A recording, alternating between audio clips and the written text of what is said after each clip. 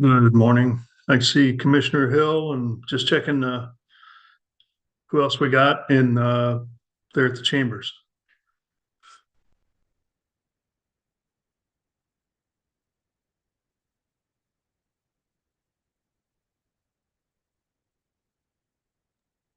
How you doing, Commissioner Crow? I'm doing good. Getting along real well. Thank you. How are you? I'm doing good. I'm ready for the holiday already. Yeah, imagine so. Yeah. Looks like people are walking in. I'm pinning. Okay, yeah.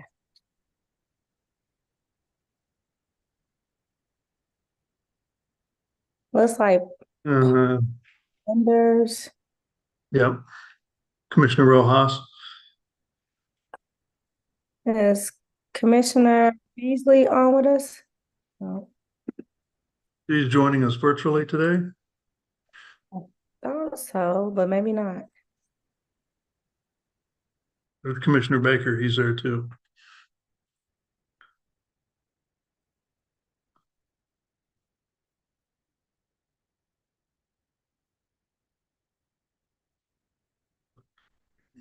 So Joe, can you hear us in the chambers or not? Yeah, we can. Okay. Is everybody kind of situated and ready to get started? Staff is ready. Yep, I think we're ready. All right. Well, let's go ahead and get started then with our City Planning Commission meeting. Good morning and welcome to the December 5th, 2023 City Planning Commission meeting. Thank you for your patience as a couple of us commissioners join remotely. I really hope to be back in person after the first of the year. We appreciate you being here today, and the commissioners look forward to hearing your case. We understand every project is important and unique, and we want to make sure we address all of the docketed items individually with the attention that they deserve to build consensus between the applicant, public, and city staff. We also believe we can reach consensus by being brief yet heard. Because our meeting is recorded and virtual, we'll have time limits for the cases that we hear, which is 5 minutes for staff presentations, 20 minutes for the applicant, plus any questions by the commissioners. When we move to public, let's hope we get that started back up. All right, so I'll continue on here. So when we move to public comment, I will call on those who are in the council chambers first, followed by those who are joining us through Zoom. Public comments are expected to be no longer than 2 minutes when speaking as an individual, or up to 5 minutes when representing a community association or a larger group. In all instances, please limit repetitive comments. And then also those of you joining us, joining the meeting virtually, please help us keep the meeting on track by being ready to speak when promoted with your camera on and unmuted. So as we get started with our meeting, I ask staff to provide some additional ground rules and instructions to ensure that we have a great meeting today. So Joe, can you remind us of those ground rules, please? Thank you, Mr. Chair. I think the chair already touched on this, but If you're interested in providing testimony on a case today and you're a member of the applicant's team, go ahead if you're on Zoom and raise your hand when the case is called. And we'll promote you over to a panelist position. That comes to you as an invitation that you have to accept, and it may appear that you're briefly being kicked out of the meeting, but do not worry, you'll rejoin us as a panelist. And at that point, you'll be able to share your audio and video, and you should stay muted until you're called upon. Before we call upon anyone in Teams, we will take up any persons that are in the chamber, either on the applicant team or a member of the public that wishes to provide testimony. And then the last thing, Mr. Chair, to share with everyone is the chat feature in Zoom is intended to be used for technology related questions or where we're at on the docket, and is not to be used for providing any sort of testimony or discussion of the merits of any case. Thank you. All right, thank you, Joe. So let's go ahead and begin today's meeting, starting with the consent agenda items. Can we do I know we're looking at the C2 being continued. Can we do that in the same motion with C1, assuming there's no issue? Yeah, well, C2 doesn't have a continued date on it, but Okay. if I read it that way into the record, yes, I think you can. Let's keep them separate. So let's go with the continuance first. Okay. Docket item C1 is case number CPC 2023-00157, the request to approve a project plan, which also acts as a preliminary plat in District UR and District US, allowing for 1.4 million square feet of office and warehouse space on 315 acres located on the east side of North Arlington Avenue, north of Northeast Parvin Road. Staff is recommending approval with conditions. Okay, any questions from the commissioners regarding docket item C1? No. Okay, so with that, let's go ahead and open it up for any public testimony. If there's anybody out there that would like to speak regarding docket item C1, please raise your hand using the Zoom feature or come forward. Mr. Chair, there's no one in the chamber wishing to speak and no one on Zoom has raised their hand. Okay, so we'll go ahead and close public testimony then, and I'll take a motion, please. I move to approve docket item C1 with conditions. Second. We have a motion and a second for approval of docket item C1. Giovanni, can you take the roll call on that motion, please? Baker. Aye. Prowl. Aye. Peters, Aye. Hill. Hi. Rojas. Aye. All right, looks like the motion passes in 5-0. Thank you for that. All right, let's go to C2 then. Docket item C2 is case CPC 2023-00164. Request to approve a project plan in District B3 for retail sales on about 1.5 acres at the corner of Northwest Berry Road and North Green Hills Road. The applicant is requesting continuance to December 19th, and staff recommends no fee. Hey, any questions from the commission regarding continuance of docket item C2? No. Okay, so let's open it up for any public testimony. If there's anybody out there that would like to speak regarding continuance of docket item C2, please raise your hand or using the Zoom feature or come forward. Mr. Chair, there's no one in the chamber wishing to speak and no one on Zoom has raised their hand. Okay, so we'll go ahead and close public testimony then on the continuance of that case, and then I'll take a motion, please. I move to continue docket item C2 to December 19th with no fee. Second. I've got a motion and a second for to continue docket item C2 to December 19th. Giovanni, can you take roll call on that motion, please? Baker. Aye. Beasley. Beasley. I don't think she's. Prowl.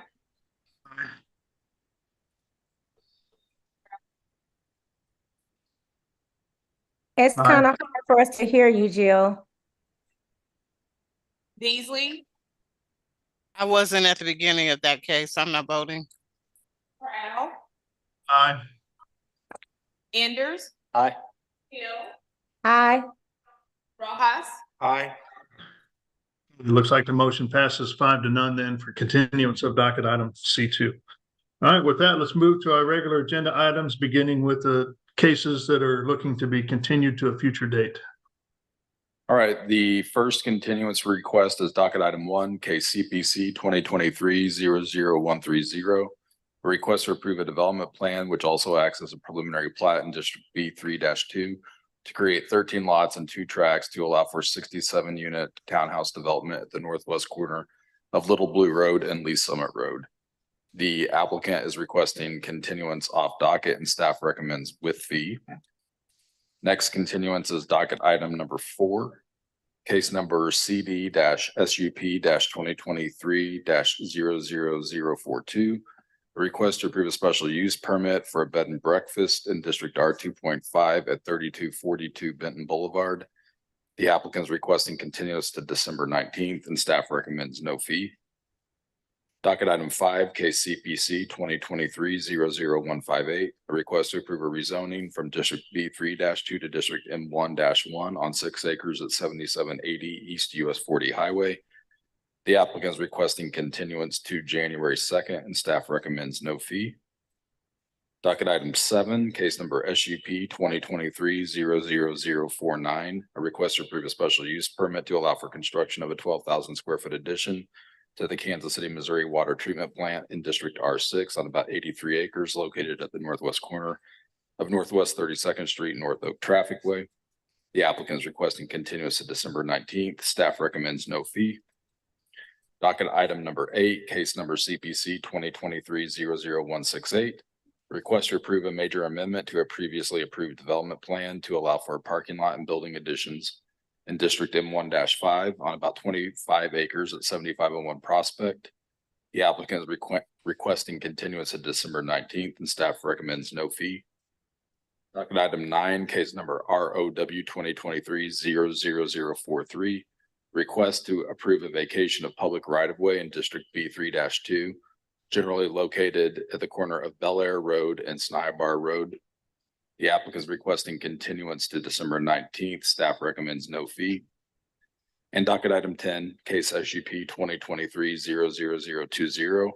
A request to approve a special use permit in District R 2.5 to allow for the reuse of Franklin Elementary School on about 4.5 acres located on the north side of East 35th Street between Highland Avenue on the east and Wayne Avenue on the west. The applicant is requesting continuance to January 2nd and staff recommends with fee.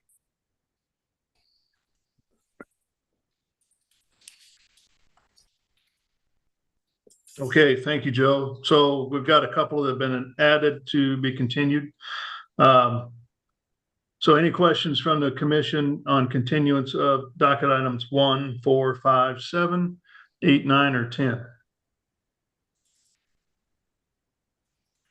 All right, seeing none, let's go ahead and open it up for the public then.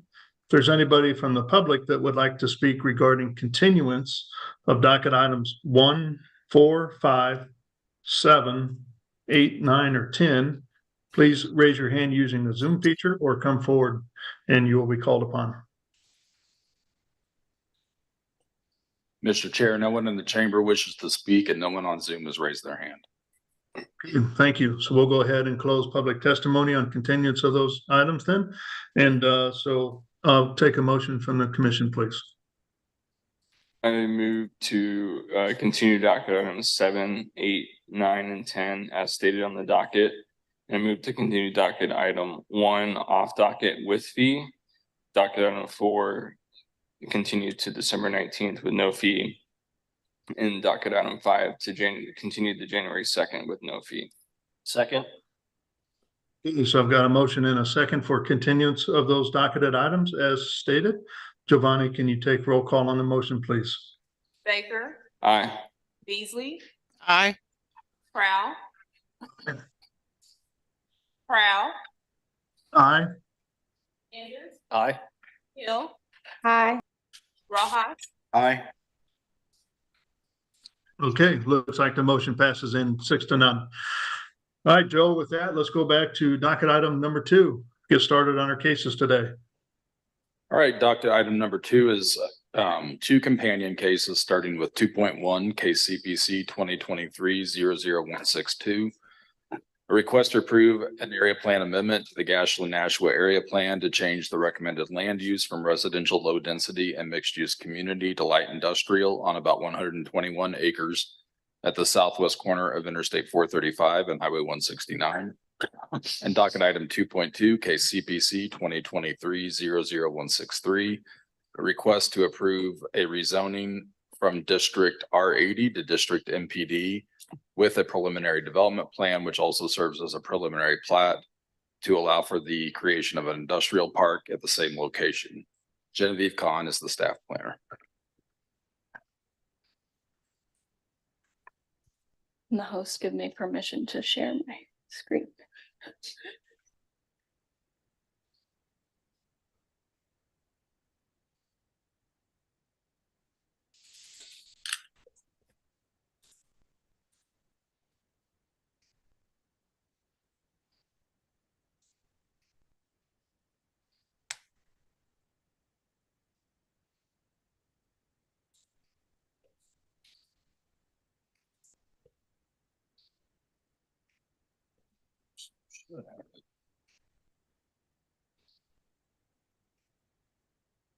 On our end, it shows you have it.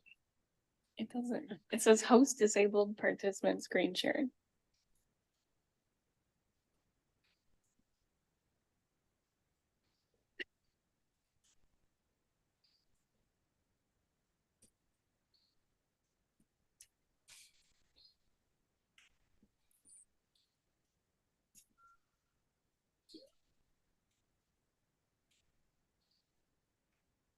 Love technology.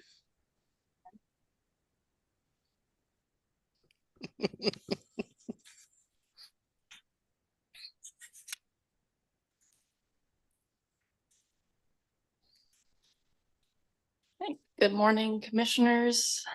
Before you is docket item 2.1 and 2.2 for an area plan amendment and rezoning to MPD for proposed industrial development at 616 Northwest Cookingham Drive. The site is generally located in the Northland, just south of I-435 and west of Highway 169. The subject site is outlined in yellow. It's approximately 120 acres.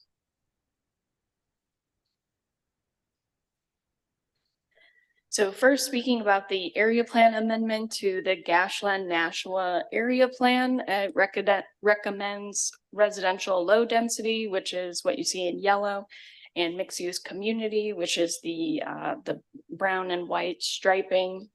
The applicant is requesting to amend the area plan to light industrial, so the proposed development is in conformance with the future land use recommendation. And then for reference, this is the language in the area plan for the current designations and proposed designations. So as you can see, the current designation for the mixed use community aligns with the B zoning districts. The residential low density aligns with the R 7.5 and R 10 zoning districts. And then the proposed amendment to light industrial designation aligns with an M zoning district. Now to move on to the rezoning to MPD and the development plan. The site is currently zoned R80, which is that low density residential. And then as you can see, there's a stream corridor crossing the site. In my staff report, I go into some more detail about the surrounding land uses and zonings, but I will just point out, you can see there's an MPD zoning just to the northwest. That is the Facebook Meta data center campus that was rezoned to MPD. However, I just want to point out its separation from the neighborhoods to the south, and also being separated by a highway from any sensitive residential uses.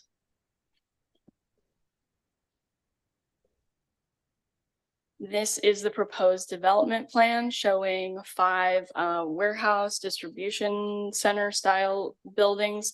The middle 3 buildings are 400,000 square feet and the outer two buildings are 100,000 square feet.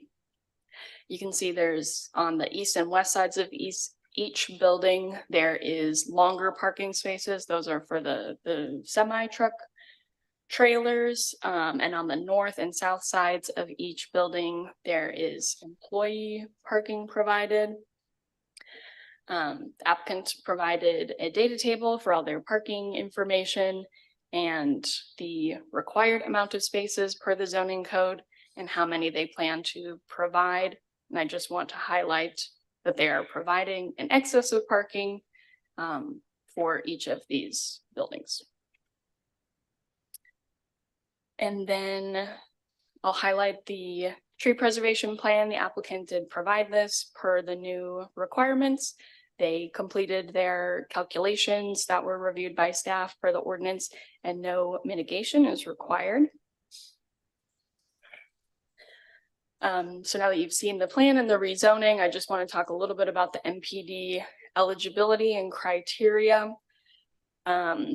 This applicant is proposing to rezone to MPD on the basis of enhanced protection of natural resources. Although there is a stream corridor on site that must be protected per 88-415, which is all the stream buffer regulations.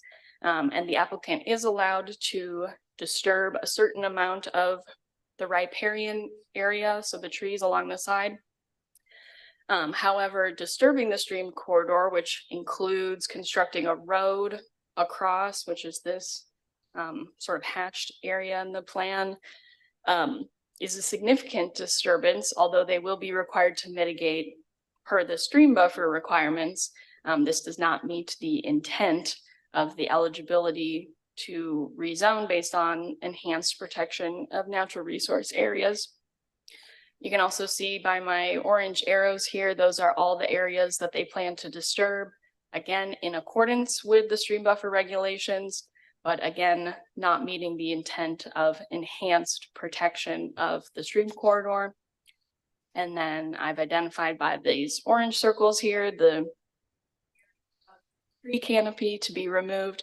Again, not required to be mitigated, just showing that although mitigation is not required by one section of the code, that doesn't mean that it is, again, meeting the intent of enhanced protection of natural resource areas. In addition to that, staff requested that the applicant look into some green stormwater infrastructure, again, to utilize some more natural resources rather than the large detention ponds proposed. And they did not provide any green stormwater solutions on this project. These are the objectives in the MPD criteria when reviewing these. This project really does not meet many of the objectives for the MPD zoning. And then I have just a few street view images of the site, so you can see it's already largely buffered by the edge canopy. So this is the view looking towards the site from I-435. This is the ramp that's on the eastern side of the site. If you were getting off I-435 towards 169, and you can see the middle here, mostly agricultural, already cleared. And then this is the view of the south side of the site. The subject site is on your right. The Bristol Park neighborhood is on your left. So you can see it's in very close proximity to the existing neighborhood.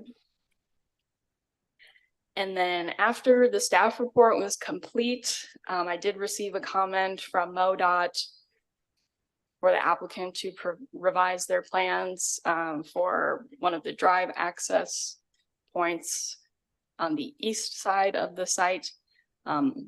They did mention they might be available today for comment. I don't have a ton of information for you on this comment as it was provided late in this project. But we will need to add, this is the language that would request the commission to add. And staff recommends denial for the area plan amendment and rezoning to MPD. And I also want to bring your attention to the amount of opposition received for this project that was attached in your staff report package. I believe it was around 40 statements. That concludes my staff presentation. I can take any questions. Okay, thank you. Any questions from the commissioners regarding docket item 2.1 or 2.2? How big of a housing complex is already near this site? Oh, sorry, Commissioner Beasley, could you repeat your question? The housing that's already there, how much housing is already there? This is Joe. It's several hundred houses that lie to the south between Cookingham and Shoal Creek Parkway, which is about a mile to the south. Shoal Creek is.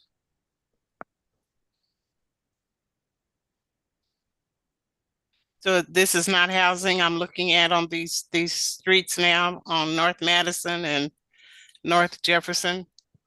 No, that is Bristol Park. That is the neighborhood to the south. Okay, so that is the housing. Okay. Thank you. This is Colby. So the access to that neighborhood, how many access points are there to the neighborhood? I believe there's this access that is this Madison Avenue. That's where the street view image that I had showed. There's a median to enter the neighborhood, but then there is also Jefferson Street that accesses the neighborhood and goes through this currently vacant land. And then there's another access point to the south. Is that right? Yeah. Yeah, there's Shoal one. Creek. Sorry, Kobe. I thought you were asking. Go ahead. No, I'm done. Yeah, there's Yeah, one I just- access point from Shoal Creek Parkway via Summit Street on the south. Okay. Thank you. Any other questions from the commission to city staff? So it looks like you really can't get into this development from 435, the north part, the northern side of that last slide you had up. That's correct. It abuts the 435. So the only place where you can access the site is on the southern portion of the site. Okay, thank you. Okay, any other questions from commissioners? Let's go ahead and welcome the applicant then. Good morning. Good morning. Thank you, Mr. Chair. My name is Patricia Jensen with the Rouse Fretz Law Firm with offices located up at 4510 Bellevue. Here today on behalf of the applicant, and with me is Mr. Brad Carr, who is part of the applicant entity. And also in the audience, we have Janelle Clayton, who I will have come speak to the traffic slides that we have in our PowerPoint presentation. First, I would like to pass out copies of the PowerPoint presentation to the Planning Commission members that are here, along with the staff. All right.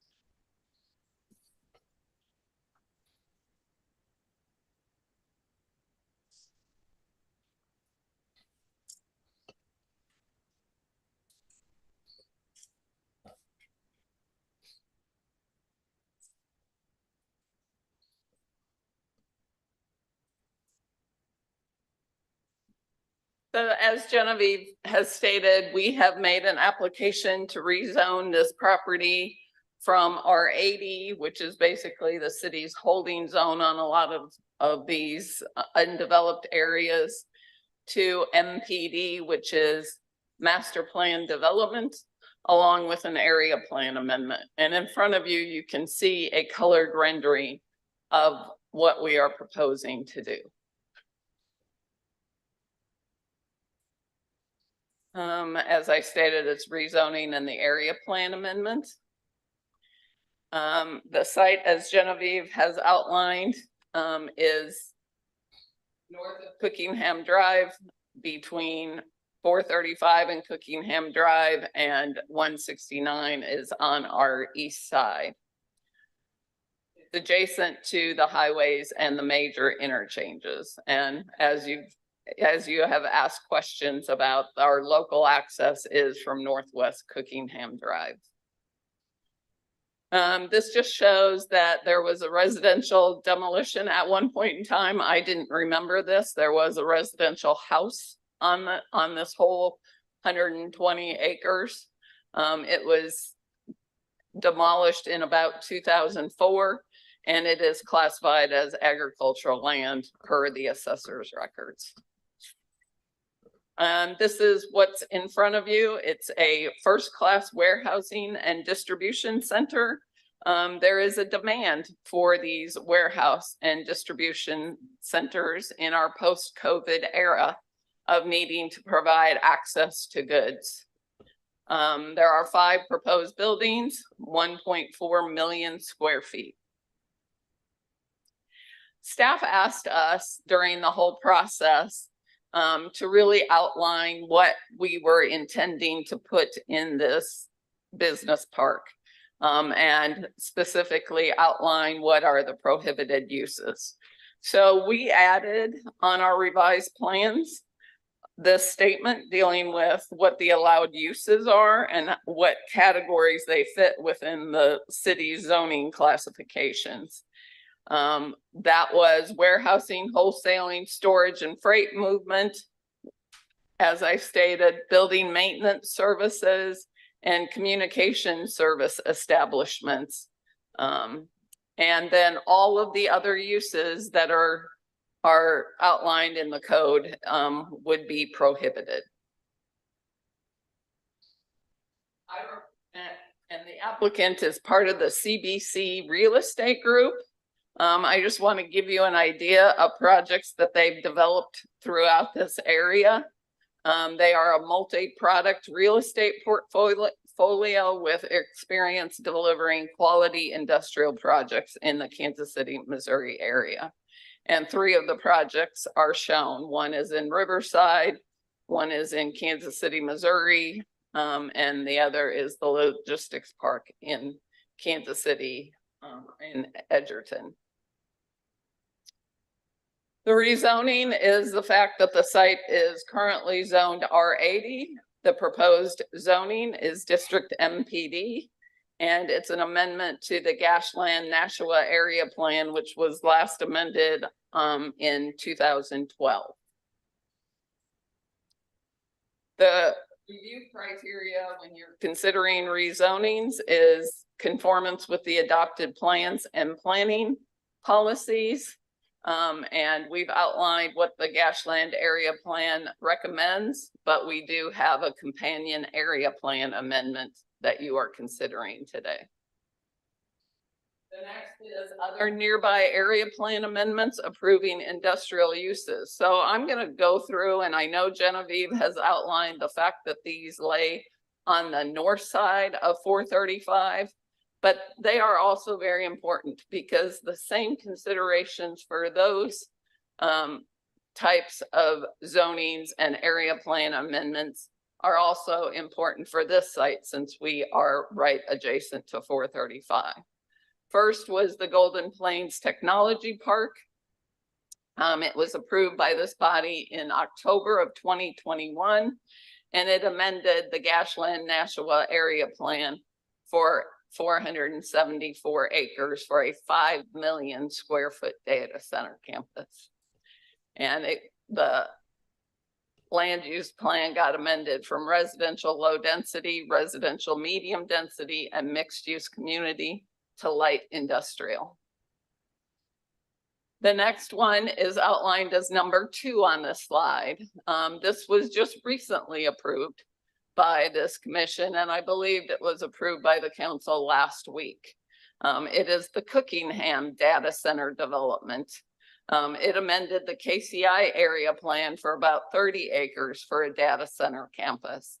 And it changed the land use from mixed use community and commercial to the to commercial / industrial corresponding to the M2 zoning category.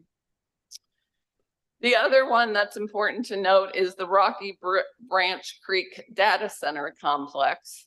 It rezoned this site which was about 360 acres for 9 building data centers, or 9 buildings in the data center campus, and zoned the land use to the M1 zoning classification. I'll note here that no area plan amendment, even though the area plan recommends low density residential, was required by the city planning staff for this site.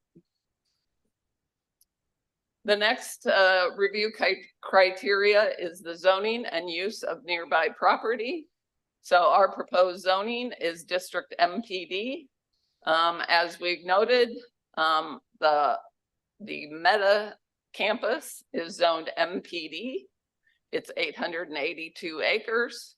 The M2 zoning proposed for the 30-acre parcel to the northwest occurred.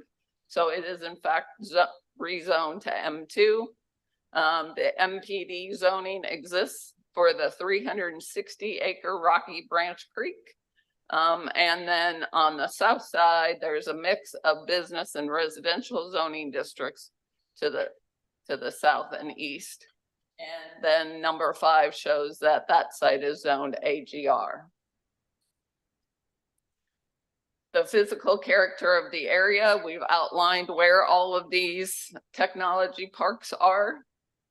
This site is undeveloped, but there are several large-scale industrial parks that have been approved by the city within the past 3 or 4 years.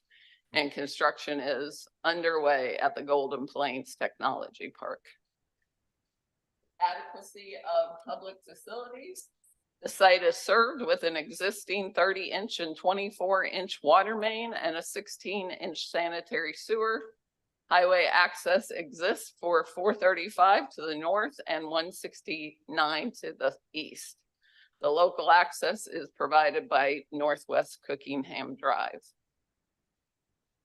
The adequacy of public facilities, the public water and sewer will be extended as shown on the utility plan. And then there's 2 access drives off of Northwest Cookingham Drive that are shown in blue on the circle. And yes, we agree with the condition that Genevieve has asked you to add should you recommend approval. We are working with MoDOT on the exact location. The suitability of the property to which the use has been restricted under the current zoning. R80 is a very restrictive zoning classification. It only permits large lot, single family, daycare, fire and police, animal services, and agricultural services. The large lot means the R80, just for your information, means you can only have 1 house per 80,000 square feet. So even the current land use recommendation, and the staff report acknowledges this, will likely require a rezoning. The suitability of property to the use to which it has been restricted. From the staff report, we've highlighted the statements that Genevieve has made. She acknowledges that the existing site conditions limit the potential development of this property, and that a higher density development is necessary for any project feasibility. The length of time that the property's been vacant as zoned, it was historically used as agricultural land. The single family house was demolished in 2004, and it's been completely vacant for 20 years. The satellite image in front of you is from 1996. The extent to which approving the rezoning will detrimentally affect nearby property. The existing tree line, as Genevieve showed on her presentation along Northwest Cookingham Drive, will remain, and that will continue to provide screening along with us adding some additional landscaping. The photometric plans comply with the city's zoning and development code.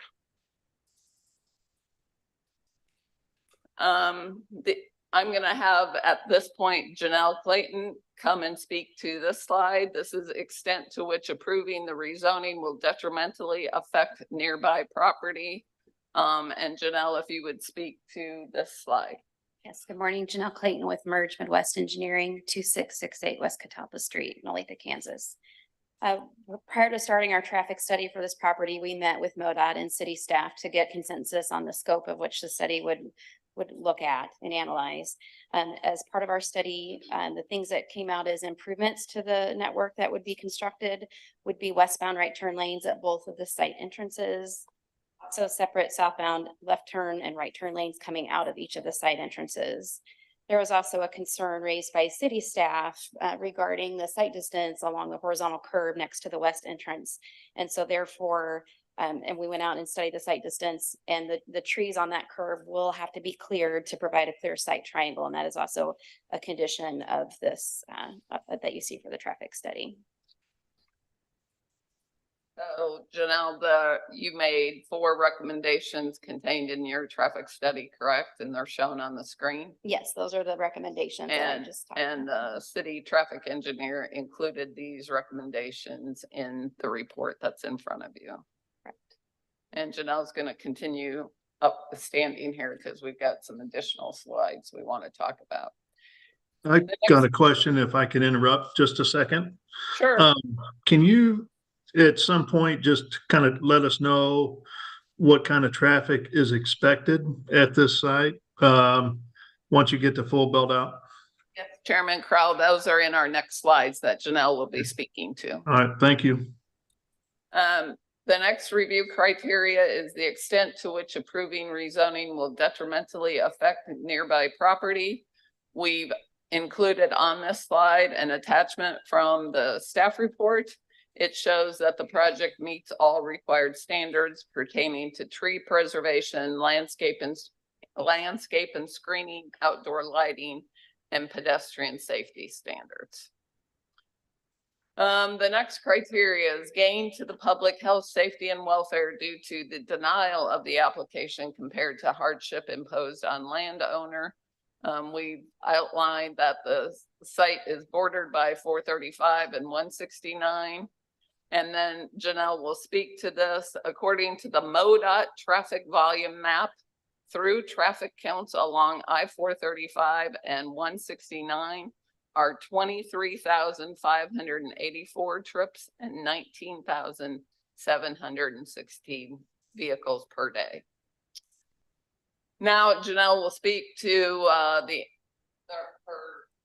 proposed trip generation map dealing with the traffic study. So what you see in front of you on table 2 is a proposed trip generation for the site. And you'll see the ADT, which is the daily traffic volumes that are projected, and that's 3,703 vehicles. And then both the AM and PM peak hours, which are your typical commuter peak hours, are expected to generate 476 trips in for your AM and your PM peak hours. Because this is an industrial type nature of development, we also looked at trip generation rates for actual heavy trucks. And so you'll see that highlighted below. That's 56 total trucks in the AM and PM, 25 inbound and 31 outbound in the AM, 21 inbound and 35 outbound in the PM, which represents about 12% of that daily trip. I know this has been an issue, or not an issue, but a comment during public meeting was, what is the volume between the 2 site driveways that would front the residential access driveways? And that would be about 280 total vehicles during the AM and PM peak hours. And about 34 trucks would be expected to be of that of the AM and PM peak hours. The next slide, Chairman Crowell. Yes. Can I chime in here? Sure. Just so I understand. So the 3,703, that's the average day in a 24-hour period of just cars, like cars, pickups, the normal person drives, correct? That includes all makeups of vehicles. So that would include the heavy traffic trucks as well. Okay, so it's all vehicles. Okay. Okay, thank you. I got a quick question. I'm sorry. This is Commissioner Hill, if you covered it. Do you have an analysis of what the current traffic is in this area? Did I miss that? No, we do have existing traffic volumes. We did counts in March of 2022, and we have those as included in our traffic study for AM and PM peak hours. And the AM, if you're looking at just near the residential access, we have about 140 total trips along Northwest Cookingham.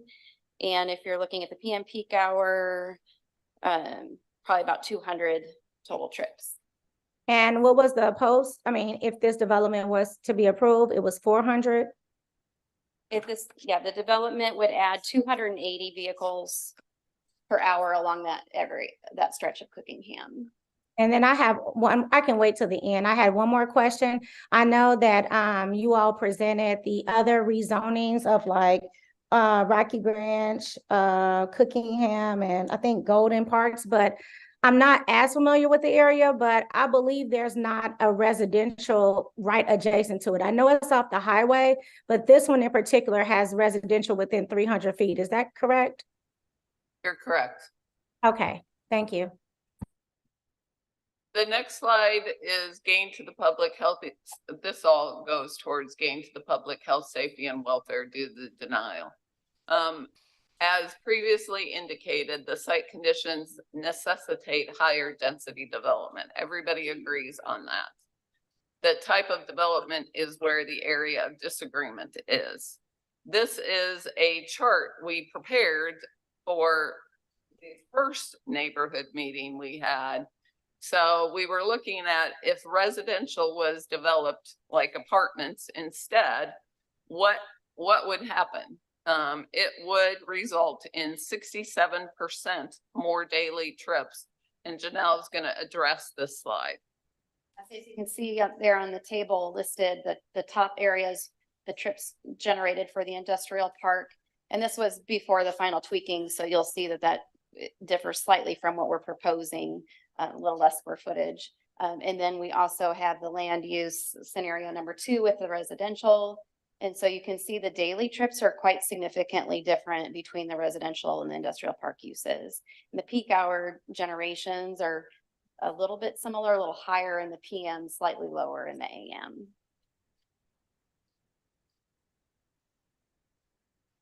Just one question. You do anticipate, though, not having residential cars. You would anticipate 18-wheelers or heavy-duty trucks in the industrial, correct? I'm just asking, are there other types of vehicles that are germane to an industrial park that might not be germane to apartments, single-family detached housing, and multifamily? Yeah, I would say that the biggest difference would be the heavier semi trucks that you referenced. The box trucks, delivery trucks are common with like UPS or FedEx deliveries in residential areas, and some of those would be in part of the industrial as well. But the heavier vehicle trucks, yes, are specific to industrial nature. So can I ask the question right now as well? Sure. Since we talked about the other developments on the other side, the traffic from those, is that included in this number? It is included on the existing volume figure that we have in our traffic study. So the tables that you see are just what our development is generating. And then I kind of mentioned what those existing volumes were on Cookingham, and those volumes would be included in those. So help me understand the 3,700 figure. The 3,700, I'm sorry. Yes. The 3679, I think. Oh, okay. The 3679 is initially when we started this process of this development, we were asked to look at it in an industrial versus a residential nature. And so that 3679 varies slightly from the 3703 that we have in our traffic study, because this was before we kind of flushed out and specified. So they're slightly different because we had 1.4 million square feet of development versus the other slide, Patricia. If you Yeah, want I to know, but I'm gonna. Okay, but here's where you're confusing me. This 3703, that includes the current traffic from the current warehouses that are on the north side of the highway? No, So This- you're telling me we will have an additional 3,700 vehicle increase from what we currently get from the other warehouses? that is the average daily trips for what this site will generate. It is mostly worker vehicles, so it's mostly just cars and pickup trucks. It does consist of the semi trucks, and that area is highlighted in yellow below.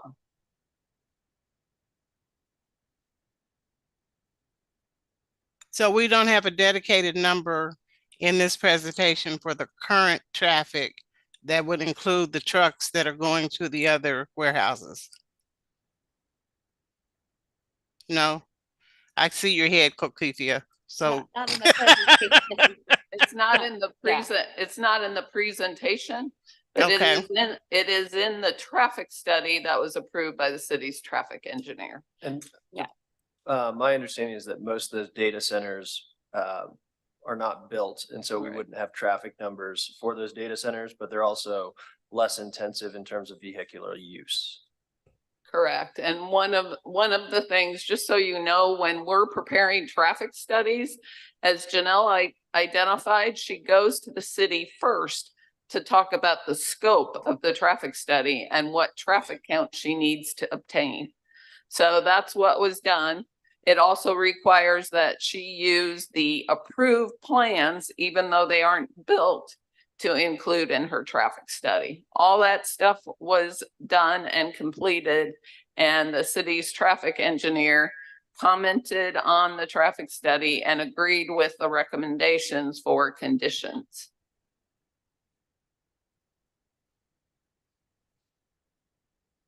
Do you have any other questions, or should I move on? you can move on, but Okay. it's still clear as mud, but move on. The public engagement, I want to go through this. So we initially had a first, really prior to any application, a public engagement meeting with the HOA and the neighbors within 300 feet. We held that on April 7th, 2022, prior to submitting the application that we submitted in 2023. The initial meeting actually was held on April 21st. We mailed notices as required by the city's code just for that meeting too. And then once this application was filed, we mailed notices to the property owners within 300 feet and to the neighborhood organization on December. October 24th, 2023. We held this public engagement meeting on November 16th, 2023. And you can see the picture of the notice that we posted for this public hearing. The purposes of the development code have a number of purposes, which we believe we meet. A says protecting and promoting the public health, safety, and general welfare. F 10-05F says retaining and expanding the city's industrial and employment base. I says maintaining orderly and compatible development patterns that promote a mix of land uses. K says promoting natural resource conservation. We've gone through what the city's stream buffer is along that area. And M is promoting rehabilitation and reuse of older buildings. We respectfully request that you approve this rezoning. We have a typo in the slide. It's about 120 acres to the MPD district, subject to all of the conditions that have been recommended in your staff report, should you choose to make that recommendation, along with the added condition that Genevieve has highlighted in her presentation. And also to approve the area plan amendment, updating the future land use recommendation consistent with the rezoning. Thank you. Okay, thank you. So there's a lot to digest here, Commission. if you need a second to kind of think about it, otherwise, let's go ahead and any questions you have for the applicant. I have a question for staff. I believe somewhere in this information, it had said that the area plan, the Nashua, was back in 2012. When's the next area plan scheduled to be done for this area? This is Joe. I don't know when this was done. It may have been 2012. It is quite old, and it is one of the first ones that our long-range planners intend to reevaluate now that the playbook has been adopted. And also they've escalated it up to be one of the next ones they tackle due to the changes that have been discussed on the north side of 435. So I don't have an exact date for you. I just know it's coming within the next year or two. Genevieve, can you stop sharing your screen, please? Yeah. And I have one question for, I guess, the applicant, if they know. Do you know what the home values are for these homes that are 300 feet from this potential site? Commissioner Beasley, I have not studied those. I'm sure that there are people on the Zoom and in the chambers that might give you that. Okay, thank you. This is Commissioner Hill. I have a question for staff first and then the applicant or staff. I just want to make sure I understand. Currently, the zoning is R80, which is residential. There's no portion of the development area that allows for industrial use. Is that correct? That's correct. And then the rezoning to the MPD will allow for you to change it to have both residential and industrial. The proposed plan, as Ms. Jensen identified, there are only three, per the zoning code, there's 3 use designations that would be allowed in the event that this MPD is approved. It would be the warehousing, wholesaling, storage use, the business maintenance service, and the communication service establishments, which is basically the data center and similar uses. And those would be the only permitted uses if this were to be approved. Okay. And then, so, and the only reason why I'm asking is because I'm thinking about when someone goes to purchase a home, they are expecting that the use of that area could continue to be residential, not like someone that's moving into a community in which there are other uses besides residential. And then the second question I have for staff is this zoning, once it's zoned to MPD, does that zoning transfer with the sale of land? So let's say that let's say if it was approved, if the owners choose to sell it to someone else, then they could apply for either one of these uses, like a warehouse, a data center, or a storage unit. And they don't need to come back before, it doesn't return back to R80. That is correct. Okay. Okay. And then the final question that I have right now is, I know that per the code that the applicant was required to mail notices to neighbors or residential owners within 300 feet. What I'm trying to understand is what is the size of the neighborhood, right? Like, I'm sure there are more than X number. So how many live within 300 feet? And then how many landowners are within that area? Does anybody know that? Because we can look at the notification list that we send, because it should be the same, and let you know. It'll take a few minutes. No worries. Thank you. Any other questions from commissioners? Yes. Could the applicant speak to, I think this is a speculative project in terms of there's not a tenant in mind. Can you speak to what you anticipate the need or demand being and what type of businesses you would see occupying this space? Yes, it is a speculative. We don't have a tenant at this point in time. Brad can speak to who we anticipate. I mean, it's much of the distribution centers that we need. I think that distribution centers located to residential neighborhoods, if you recall recently, We approved an MPD zoning at the northeast corner of 40, or northwest corner of Northeast 48th Street and 435. That was next to an existing neighborhood. And in fact, that rezoning was supported by that neighborhood. Brad, do you have any additional comments concerning who you anticipate to be your tenants? The only other tenant I would think would be a data center. We've had talks with the groups around us, the one to the north and then the ones to the northeast. And so there's interested parties in center on this land as well. And when you to build a project like this, what's the anticipated timeline of when you would have your first tenant and what percent occupancy, and then what would be the ramp up period to 100% occupancy?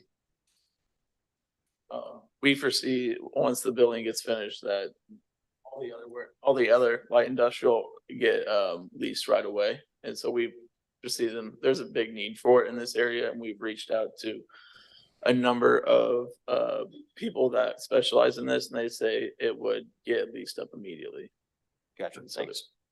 And then Commissioner Hill, I do want to add one additional comment concerning the approvals that are necessary. So if this MPD plan gets approved, the rezoning and the plan by the council, prior to us being able to obtain a building permit, we will need to come back to you for a final MPD development plan that gives all the final details.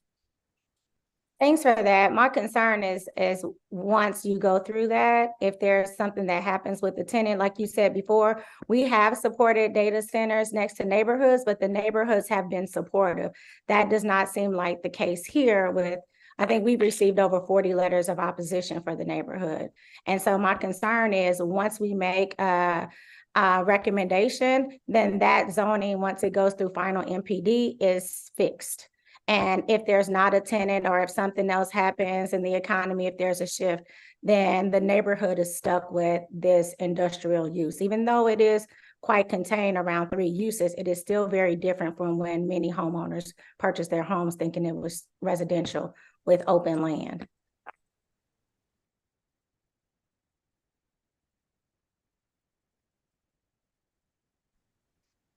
Okay, any other questions from commissioners?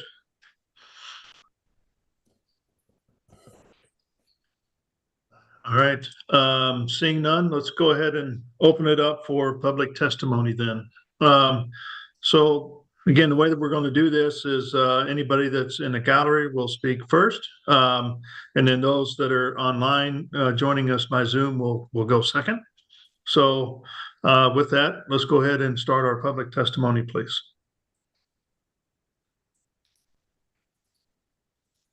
Does look like we have some folks in the chamber wishing to speak. Okay, thank you. Good morning, commissioners. My name is Mark Schmitz. I'm one of the 600 or so homeowners that's in the Bristol Park neighborhood. I'm here as one of several other people you probably saw raising their hands, and the 40 or so people who wrote comments who's opposed to the development. There's a laundry list of reasons why we've banded together that we've got a lot of concerns about this development. Ranges from the impact of our property values, having a industrial warehouse distribution center right across the street from our homes, ranges from the impact of the ability to enjoy our backyards playing with our kids, the sound, the light pollution. I want to talk specifically about the safety impact of driving on our streets. And we talked a little bit, and some of you hit on the impact of the number of trucks and the heavy vehicles that we're going to be seeing on the streets. And I'm drawing on this from my personal experience.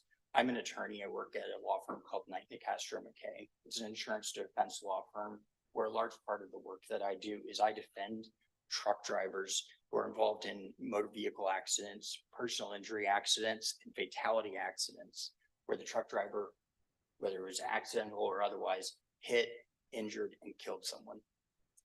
This development terrifies me. My job is to defend who are driving these trucks in and out of this development. and it scares the shit out of me. Pardon my French, it scares the shit out of me. We talk about the means of ingress and egress out of our neighborhood. 2/3 of the streets, the ways that we can get in and out of our neighborhood, pass right by this development. There's Madison Avenue going into northeast Cookingham, and then there's Jefferson Avenue on northeast Cookingham. The only other way is Summit Avenue on the Shoal Creek Parkway. Our neighborhood, the Bristol Park neighborhood, is to the west of US 169. The elementary school that we are zoned for, Nashua Elementary School, is to the east of 169, over by North Oak Traffic Way. The pathway for us to get our kids to and from elementary school requires us to go right past this development. We're gonna have to go past this project where they're saying there's going to be an average of 1 or more trucks per minute coming in and out of this development when we're trying to drop our kids off, pick them up from school. And this is a street that is already known and has been widely reported for having traffic accidents. Just last week, as reported by the Kansas City Star, there was a fatality accident just a matter of blocks away from this proposed development, 112th and Cookingham Avenue. There's another intersection that has a traffic signal, northeast Cookingham Avenue and Woodlawn. It's on the other side of 169, has a flashing light and a stop sign. Kansas City Star and the local NBC affiliate and other news affiliates have widely reported that that intersection is a known problem for a lot of traffic, serious injury accidents. This is a known problem street, a safety problem street. And we want to add heavy industrial traffic trucks to the mix. That's a massive concern to me. I don't want my 22-month-old daughter to be the next accident. Got 600 families in this neighborhood who have kids ranging from my daughter at 22 months old, there's middle schoolers, there's high schoolers. We've got people ranging all the way up into retirement age. I really don't want any of us to be the next accident, the next news story on this. And I really hope that you deny this, as the city is. The city staff has recommended. When the City Planning Commission staff wrote their recommendation letter to the applicant, I noticed I believe it was November 3rd, the recommendation letter said that this development was not. Chair Corral, sorry to interrupt. Just so you know, we do have a few people in ready to speak as well. And I don't know if you heard the timer go off, but we're probably a few minutes over. Certainly. He's virtual. I wanted to let him know. It's kind of, I think our time is getting short here. So can you just summarize, please? Yes, the last thing I was going to say is the city staff noted that this was not the best use for this. They noted this in a letter November 3rd, and it appears the applicant's response was not to go back to the drawing board and see if they could find something else to do this, like a youth sports complex, something that this area needs. It was to say, no, change your plans, city. I hope you take the city staff's recommendation and deny the requests. Thank you. Thank you. Who's next, Joe? Hi, good afternoon. Appreciate being able to speak today. Just like to clear up a couple of points here before I answer a couple of questions that were asked. The Gashland National Area Development Plan was last revised in 2016, and there are over 600 homes. I know that the council had questions on that. I'm standing in recognition today for the Bristol Park HOA.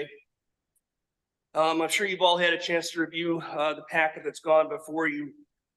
And, it's about 174 acres. If rezoned, the developer seeks to place a major distribution center there. A warehouse today, as you know, is not a warehouse from 30 years ago. It's significantly changed given post-COVID development and to home delivery. This distribution center is massive, and to put it in perspective, it's twice the size of the CVS distribution center out towards the airport. This distribution center would be 300 feet from our neighborhood and less than a mile from 2 schools and daycares, one of which is abutting directly in Nashua, the town of.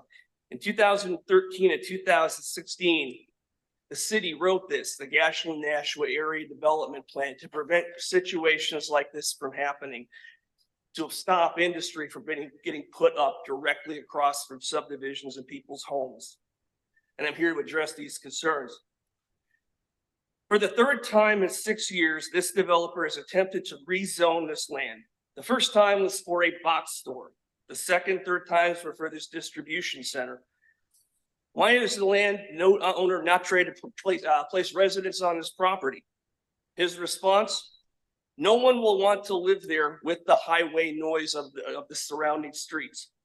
So the developer's logic here is to move that traffic noise, augmented with truck jake brakes, unloading and offloading of cargo 300 feet from our houses.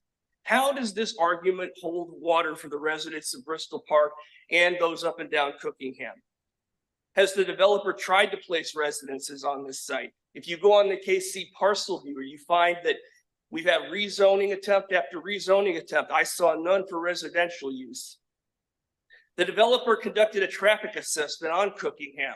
The study stated that during peak hours, the exact hours that people are trying to rush off to work or take their kids to school, will be waiting behind trucks potentially, unloading and offloading from the ramps.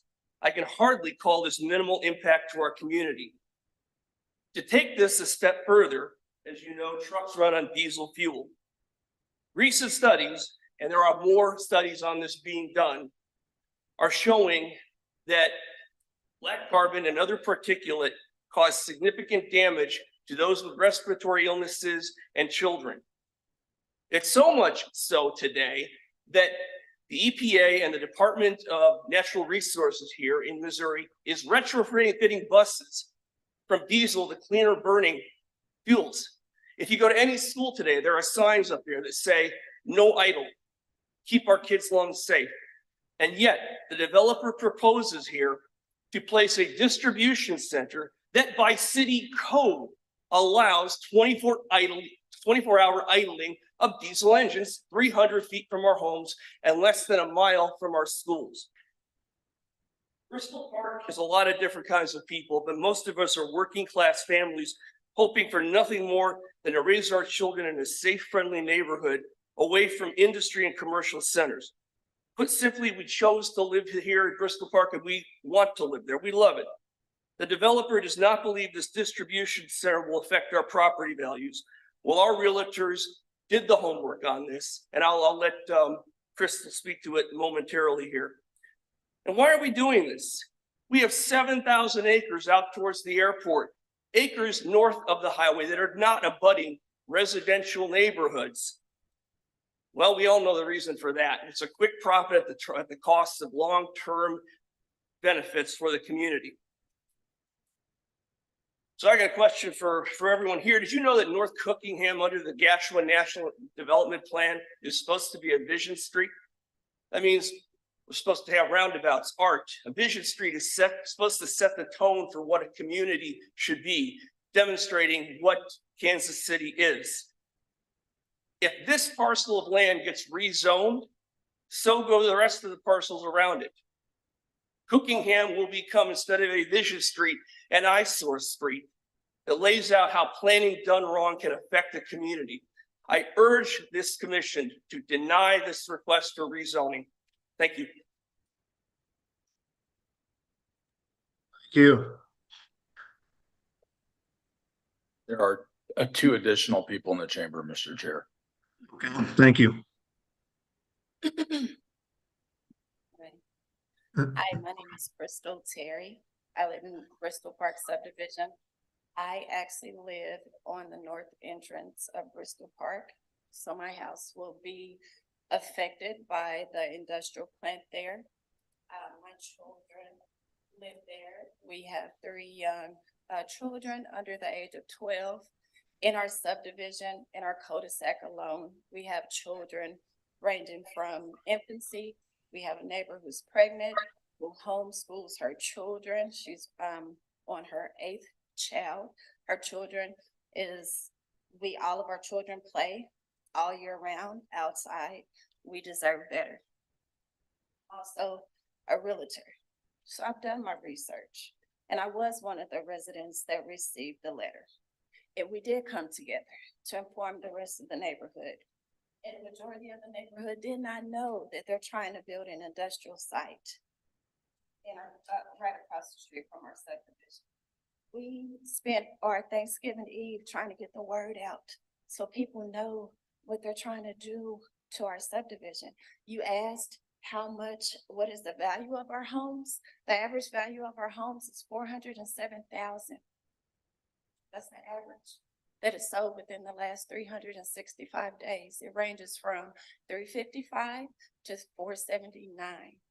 Will this drastically affect the value of our homes? Yes, it will.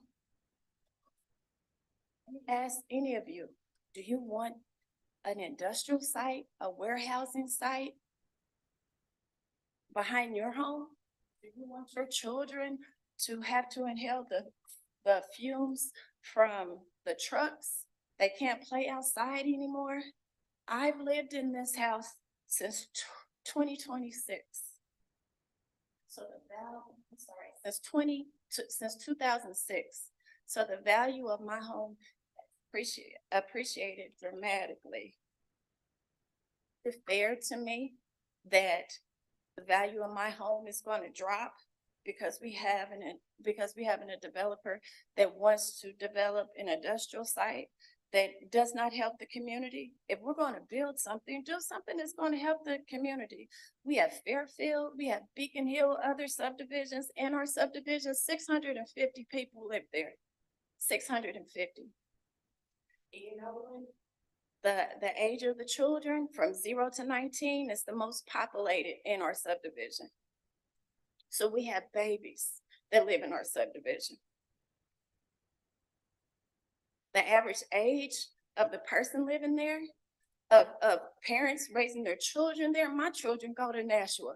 They went to Nashua for years. Now they're in Newmark. We deserve better. Why can't we get a grocery store across the street? Why can't we get multifamily? The lawyer said nobody wants to live off a highway. With 30 to 40% of our communities, their backyard is backed up to 169. I am here to show you the face of our community. We deserve better. And it's ridiculous that we didn't get a say so when Facebook built their warehousing there. We had no clue. We didn't get a say so when Amazon is trying to build their warehousing on Cookingham. We had no clue. And if we did, we'll be in here fighting just like we're fighting today. I know for a material fact that our property value is going to go down. You know, when I did research from the CEC, Community Environmental Defense Services, the data said it was when they was building warehouses 1,000 square feet away from subdivisions, and they're trying to do it 300 feet away from my backyard. Regardless if you build it there, the trees is there. There's no leaves on the trees now. I can see everything. So that means I'm not allowed to sleep at night because my bedroom window faces Cookingham.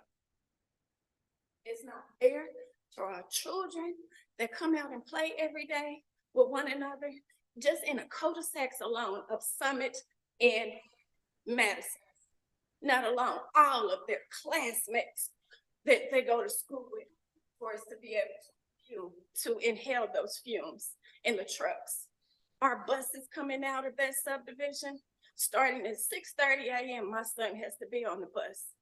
Peak hours from 9 to 5, and you have 30, 40, 50 trucks coming in right on the entrance. We deserve better. Our home values on average is 407.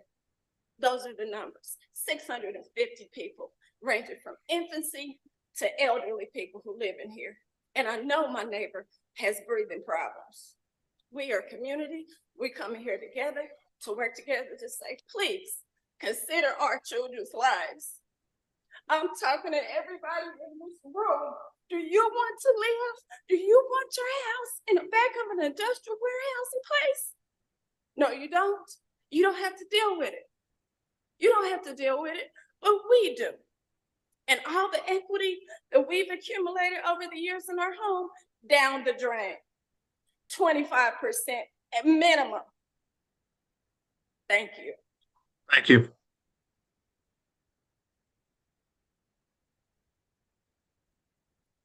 Good morning, Commissioner. My name is Spark Bookhart. Although I live in Midtown, this site is very important to me. My elderly parents live on Cookingham, just east of this site, and I would not have known about this discussion were it not for them.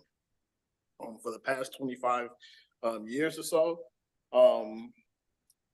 they've lived there, so I am at this site multiple times a week because they insist on seeing their grandchildren.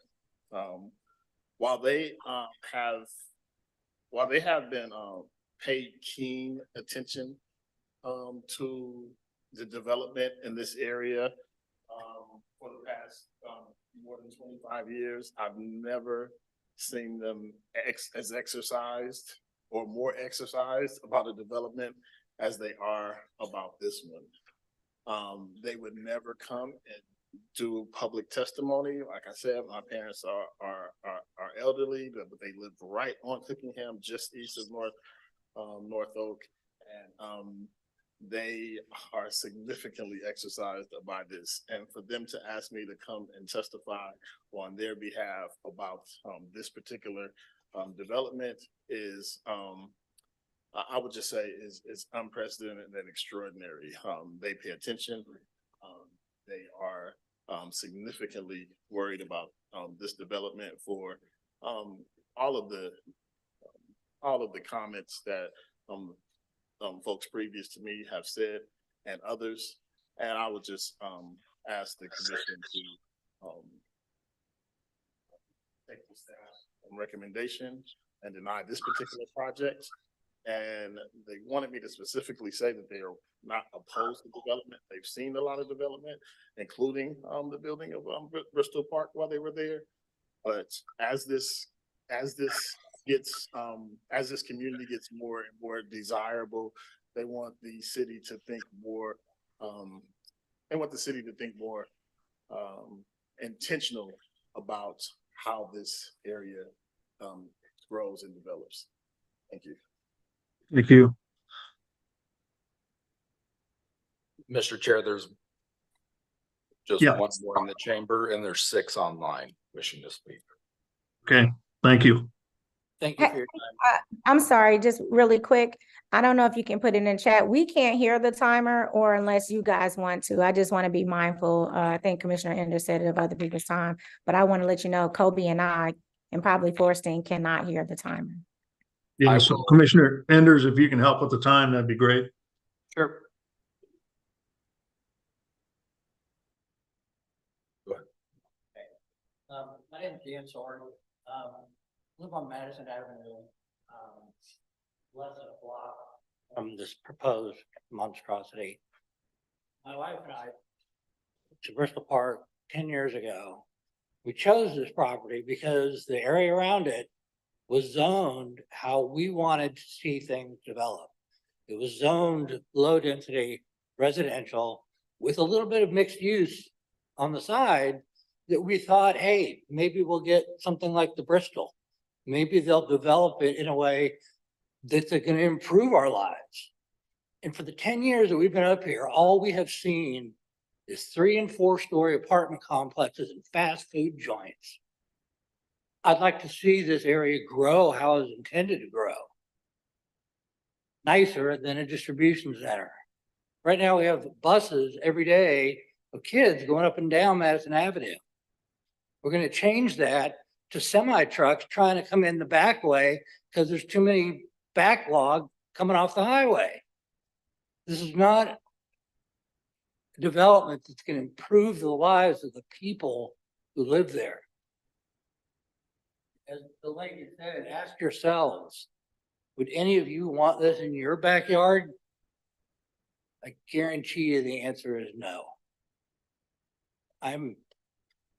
Please say no. Thank you. Thank you. Mr. Chair, we have now it's just 5 people with raised hands on Zoom, starting with Katie, who's been admitted and joined us. Are you ready? Yes. Please state your name and address for the record. Katie Jones, and my address is on all the letters that Miss Jensen has sent out. It's 11500 North Summit. Thank you. You ready? As a mother and resident in Bristol Park, I would like to speak against the potential rezoning and proposed industrial development. We purchased our home in a quiet area away from traffic and industrial noise. Additionally, I fear for what the pollution of the 112 proposed daily semi-trucks and the potential occupants would do for our family's health. The Gashland-Nashua plans that this area remain residential. I ask that the Planning Commission follow that plan and deny this rezoning and development request. Thank you for your time. Next person is Brandy Burke. All right. Thank you. Hi, my name's Brandy and I live on 11252 North Summit Street in the Bristol Park neighborhood. And my concerns are the high volume of traffic on the narrow country highway. That amount of trucks going through there is just going to be like so much more than typically runs through the area. And then I also noticed that all the images they put up of the maps of the data centers, they conveniently cut out the image of our neighborhood to mislead you guys and make it appear smaller than it is. I wanted to point out that the owner of this parcel of land was aware of how it was zoned when he purchased it and chose to purchase it anyway. And then I'm also concerned about the property values and the sound, light, and air pollution that this is going to cause for our neighborhood. And that's it. Okay, thank you. Jill Coulter. All right. Come on, Jill, can't hear you. For some reason. Nope.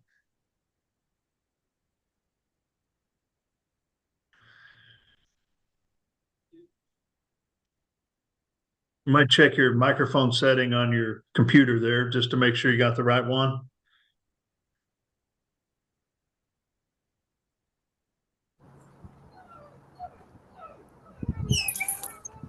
Are you able to hear me now? Yes, there you go. Okay, thank you. My name is Jill Coulter, and I live at 11520 North Madison Avenue. My home is within the 300 feet from where this industrial site would be, if it's approved, would be built. My husband and I, we purchased our home by doing extensive research with this area, with the understanding that the area in question would be single family homes if anything was to be built there. We've been living here for over 13 years now, and we love the area. My concerns are, I believe this would be an infringement of our quality of life due to disruption of peace and quiet. I'm concerned with the noise, the idling of trucks, the smells, the lighting, pollution, extra traffic. Also, I am concerned with the health environmental hazards. What if the developer decides to close within a number of years and we don't know what's left in those buildings? It could be detrimental to our health. They spoke about the peak hours for the trucks coming in and out, but due to potential traffic delays elsewhere, we could be getting trucks, you know, in non-peak hours.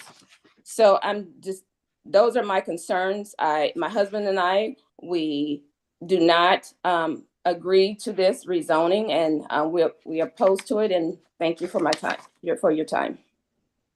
Thank you. Walker. Yes, thank you for your time. I'll make it short and sweet because I actually have to go to work at our elementary school, but it's the Show Me State, so I wanted to show you. This is my backyard. I live on the entrance of Madison. I feel like if I can throw a rock and hit that building, it's going to be too close to our kids. This is the entrance. This is literally my backyard. We don't want it here. It's not safe for our children. I appreciate your time. Thank Thank you. Okay, thank you. Brett Mock. Can you hear me? Yes. My name is Brett Mock. I live at 909 Northwest 110th Street in the Bristol Park neighborhood. The developer is calling this a first-class development. It's a first-class nightmare. I grew up in the Dot in a neighborhood called The Homes overlooking the Fairfax industrial area. And I can tell you from a fact, as a child growing up, the amount of pollution that comes from all of these warehouses and the lack of safety. I almost was run over on my bike by trucks. I was almost run off the Fairfax Bridge. Trucks come and go as they please. It's a 2-lane road, and to say that this development can safely have the entrance and exiting of all of these trucks, the applicant's a bit misleading about their traffic studies. There's a great difference between a family sedan or an SUV versus a semi. That stretch of road is where my children go to Nashua. I have 10-year-old fraternal twins. They were just recognized for leadership. You, as the city government, are in positions of leadership. You are to serve the public. There has been a declining trust in government for a while. And this could be one of the reasons where we should not have to come ask to keep the zoning the way it currently is. I, as many have stated, bought land or bought my home up there because of what this area offers. A great place to raise a family. That neighborhood area, that's not my side of the neighborhood. I don't exit that way, but for all the people who have spoken, yes, that tree line is not existent this time of year. So to say that it would be camouflage from the neighborhood, that's farcical. So act in good faith, keep the zoning the way it is, and do not let this behemoth detract from the neighborhood and from the community. Thank you. Thank you. Anybody else, Joe? Yeah, Summit Entrance, Bristol Park. Okay.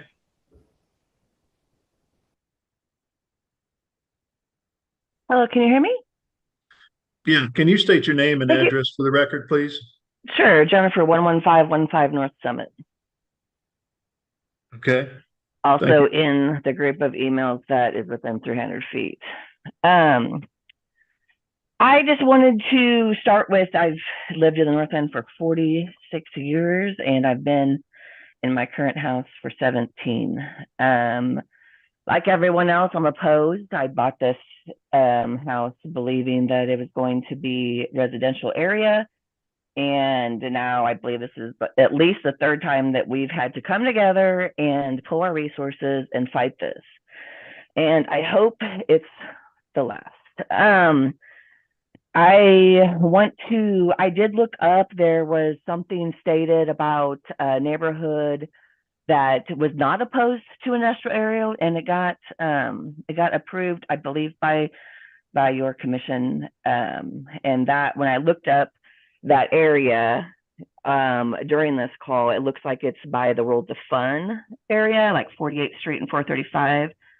And I looked up the home value because I think one of your officers had asked, and this is just something off, Zillow or something, but it was $185,000 was the estimated, home value there. And then, as Crystal stated, ours is around $407,000. I think someone had asked for some clarification around that.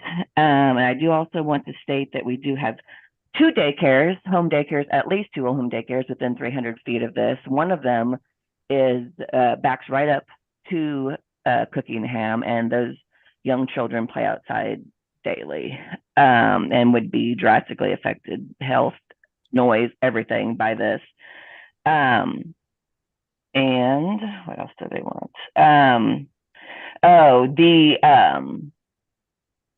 I'm kind of concerned about all of the industrial areas that I've learned have been approved recently around me. And I think that we established, or this Gashland Nashua was established to keep the Northland residential and not turn it industrial. And it seems like we've been doing the opposite over the last few years. And so I hope that you consider our feelings and our children's feelings when voting for this. I also wanted to state that that's actually the bulk or your time has elapsed, but thank you very much for those comments. Okay, well, there's 3 buses that run to the elementary school, which starts at 9:15 a.m. So just within 300 feet, there's probably 6 or 7 elementary school buses that run in the entire neighborhood, just to let you know how many children we have. Thank Okay, you. Thank you. Anybody Mr. else, Chair? Joe? Yeah, Mr. Chair, there are 4 people with their hand raised, and I would say that people keep trickling in, and I would ask that everyone who wants to speak raise their hand now. If we won't be admitting more people after the next minute, so please raise your hand if you want to speak.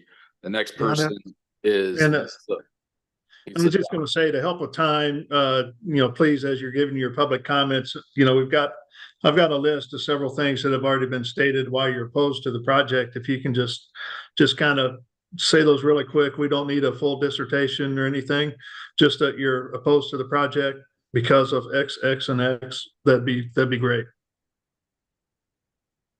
Lisa Dunn, go ahead. Yes, can you hear me? Can you hear me? Yes. Oh, okay. I just want to know, Lisa Dunn, I live, do you need my address? We need names and address. All right, 1400 Northeast 113th Street. I live in Nashua. I've dreamed about living in Bristol Park. It is beautiful. That's the only thing I want to say. This place is a place you really want to live. My son went to Northland Christian School right across from them. It is beautiful. That's all I want to say. I would hate to see something come in monstrosity. Look at all the land we have out here in Platte County. There's massive amounts of land. You don't have to destroy the most beautiful place you could dream of living. That's all I want to say. Thank you. Zoom user, please state your name and address. Hi, my name is Brianna Sneller. I live at 11308 North Summit. My front door actually faces that park. I recently bought the house about a year ago while I was pregnant with my first child. We bought this home for all of the reasons that you guys have already heard about it being a great community and family home.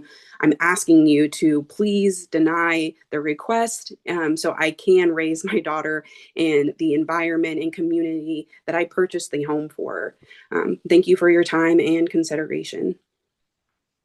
Okay, thank you. Harry Stevens is next. Carrie Stevens, and I live at 10922 North Holly Street in Bristol Park. I am opposed to the industrial park for a totally different reason from everyone else. My reason has to do with the kinds of people that go to work at industrial parks. I receive an email every month about the number of sex offenders that work around us and live around us, and the number is actually astounding. And the number of sex offenders that work in the industrial areas closest to the airport is about 137. And putting an industrial park 300 feet from our neighborhood is going to attract even more, and I don't want that in my neighborhood. Thank you. Thank you. Clayton Warner. Yes, hi, my name is Clayton Warner. I live on 10919 North Madison. I am opposed to the proposal, and safety has been brought up, but I wanted to bring it up from another perspective. I do a lot of cycling in Northland and up in that area, and I go down Cookingham all the time. That road is not suited for 18-wheel trucks coming off of 435 or 169. And as was noted earlier, there are a lot of accidents that could happen as a result of that. And I ride past there on my bike, continuously in the summer. And you don't see very many cars currently on Cookingham, but with that kind of increase, there's no way I could cycle that and be safe. So I'm not the only one that cycles in the Northland and uses Cookingham as a through route to get to other parts of the Northland. So by putting that in, it would essentially cut off an artery that cyclists use. Thanks. Thank you. Mr. Chair, the last three persons have been admitted. The first is Jason. Hello, my name is Jason Jantz. I live at 1208 Northwest 112th Terrace. And I also oppose the proposal. I don't want an industrial distribution centers built across from my neighborhood. I agree with basically all the stats and reasons given by fellow neighbors and Northlanders. Two additional things that we haven't heard yet is our North Pool just got a major renovation. We spent a ton of money on it. It doubled in size. It's basically on the Cookingham side, so we will be exposed to that every time we go to our pool. We spent a lot of money on it. It was out of commission for over a year almost. So that'll be, a community gathering like that close would be not ideal. And also, my parents' land was rezoned commercial up by KCI. They tried to fight it and lost, but they built distribution centers just like this a mile down the road. And they live on 26 acres of land. Their home is far from 300 feet from the road. And let me tell you, when you hear a truck go by every minute, it's staggering and makes a huge difference. You can hear it in your home. And they live, I don't know, 1,000 feet from the road. So I just wanted those 2 points to be brought up. I oppose it. Thank you. Thank you. Brandon Cole. Hi, Brandon Cole, 10904 North Holly Street. So my family moved in here pretty recently, with the intent that this neighborhood would be a good place for our kids to continue growing up. Few of the reasons, just a few things to add that other people haven't already. The Meta Facebook data center was referenced. Just for perspective, this development is proposing 27% greater land disturbance than the Meta Facebook data center did. So significantly more land disturbance for a multi-purpose district. On top of that, there is a small church currently in the Bristol Parks neighborhood. That church, they have been discussions of that becoming a satellite school for the Northland Christian campus that is just south of Shoal Creek. So that could potentially become another school area for young people. And that would mean that the Cookingham Road would be a major access way off of 435. Just also wanted to mention, they showed that aerial of a lot of these developments coming up north of 435. If you turn that aerial around and look south towards Cookingham, towards Shoal Creek from the 435, you're seeing a lot of businesses being developed right now, a lot of lighter density businesses. So whenever they say that there's not any other options besides going for a distribution center, we have multiple businesses in development right now, and that did not require major rezoning. Light density businesses. We have grocery store coming up. We have some apartments. We have some lighter density, just smaller food service. So there are other opportunities that would favor this community rather than just an industrial purpose. That's all. The last person is Adam. Hi, good morning. Adam Hector at 11256 North Pennsylvania Avenue.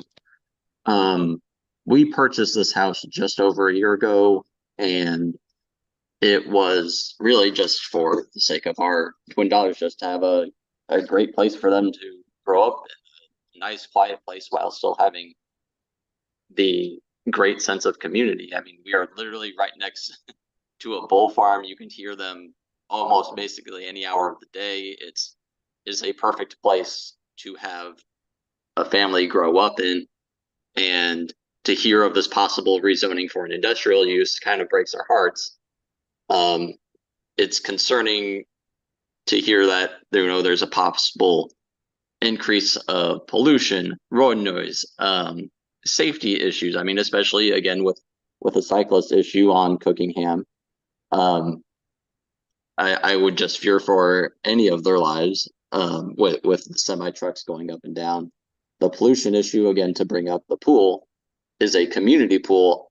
Any one of us in Bristol Park have access to that pool. It's not just people living within 300 feet. It is literally this entire community.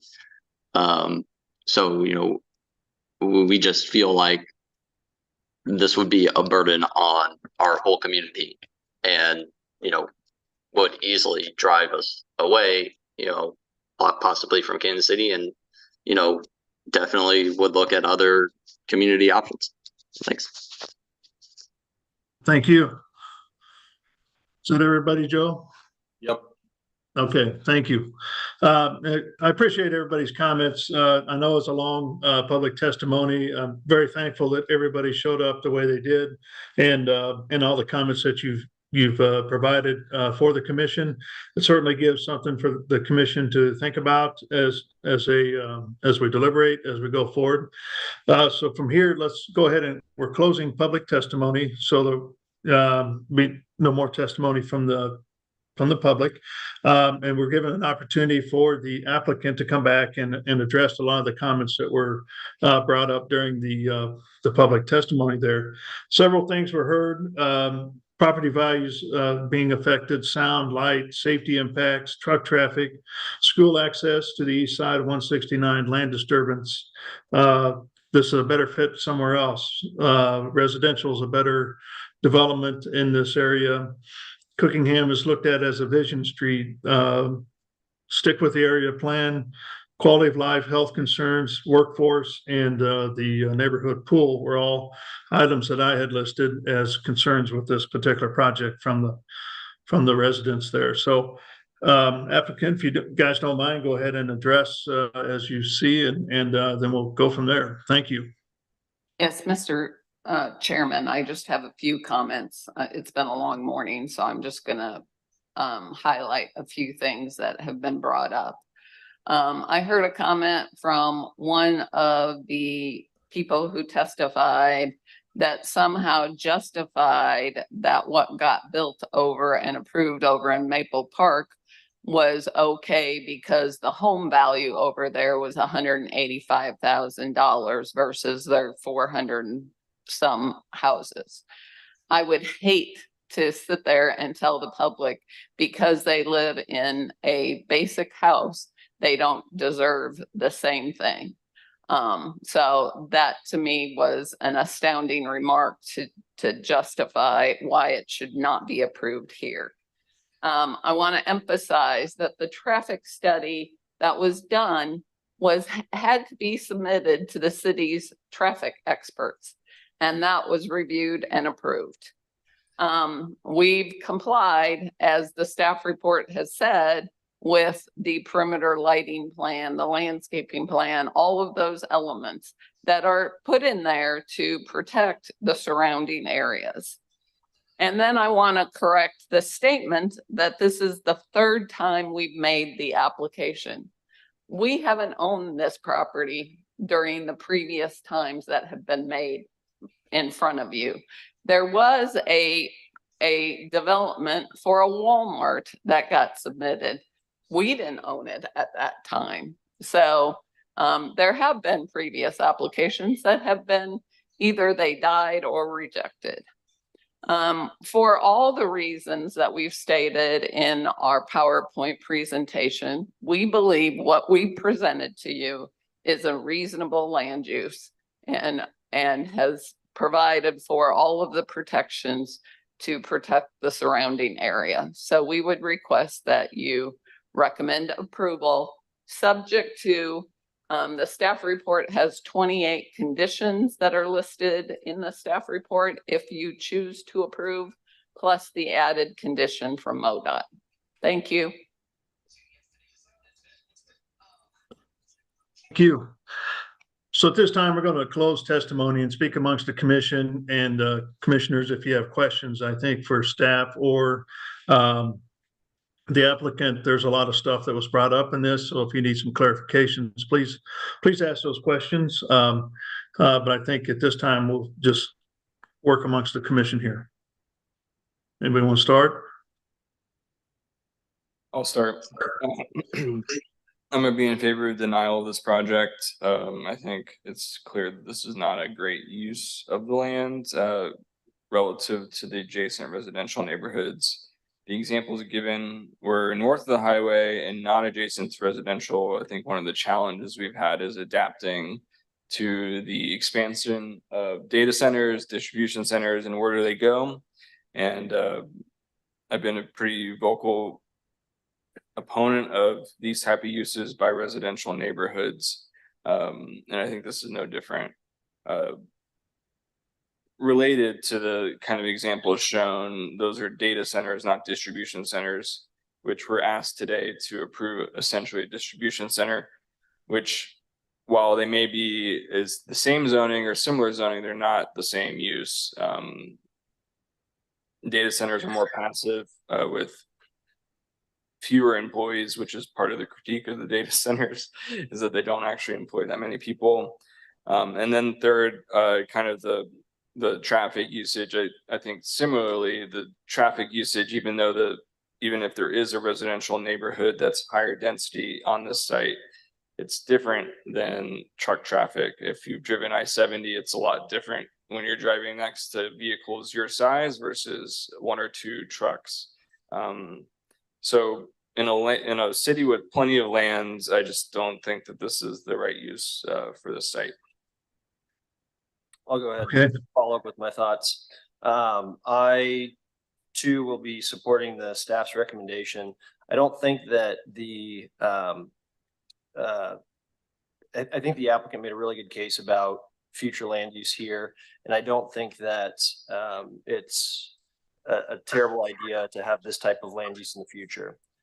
Clearly this wasn't the right project. It wasn't done thoughtfully in a way that considered a lot of very valid concerns that were brought to us today. I want to note for those who testified today that this, we are a recommending body. This goes to city council. They make the ultimate decision. And as the chair mentioned earlier, I want to, commend everyone for showing up and contacting their neighbors about something that was important to them. In the Nashua area plan, there are parts of this space that the land use is recommended for mixed use. I think that there are lots of potential things that would fit within mixed use that would cause greater consternation for the neighbors who showed up today. And so I want to note that I think a good plan for this area might still include data centers, might still include some sort of warehousing, maybe not at this scale, maybe not in this way, maybe with more screening and greater attention paid to the issues that you all brought up. But I want to note that although I too would like to see certain types of uses in different parts of the city, often market conditions drive that as opposed to what neighbors actually want to see in their own neighborhood. And so I would say that I would encourage everyone to keep an open mind about if this property owner or future property owner proposes something in the future, there's I think there's a way to still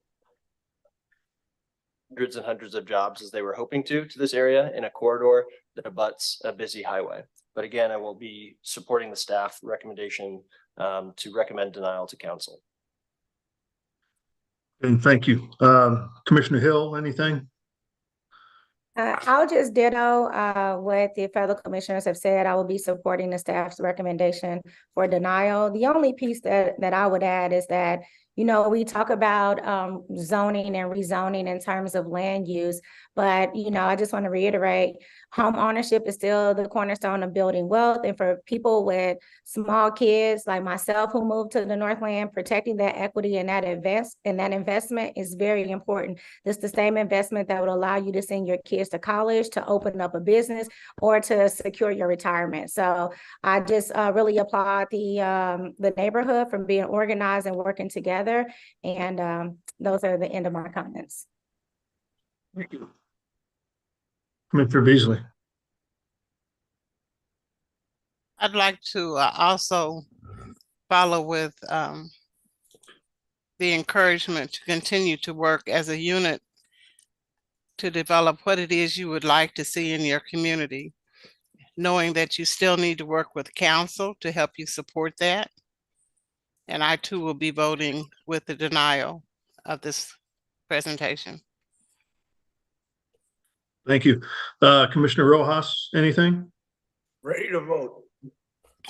You ready to vote?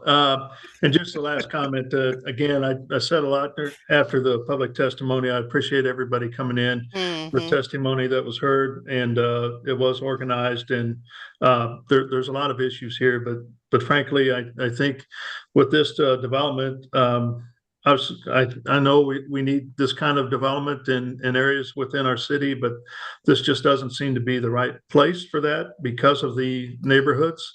There could be a better benefit of something that kind of impacts or is a better fit within the neighborhood and complements it. And that's, so I'm also in favor of a denial on this particular case as well.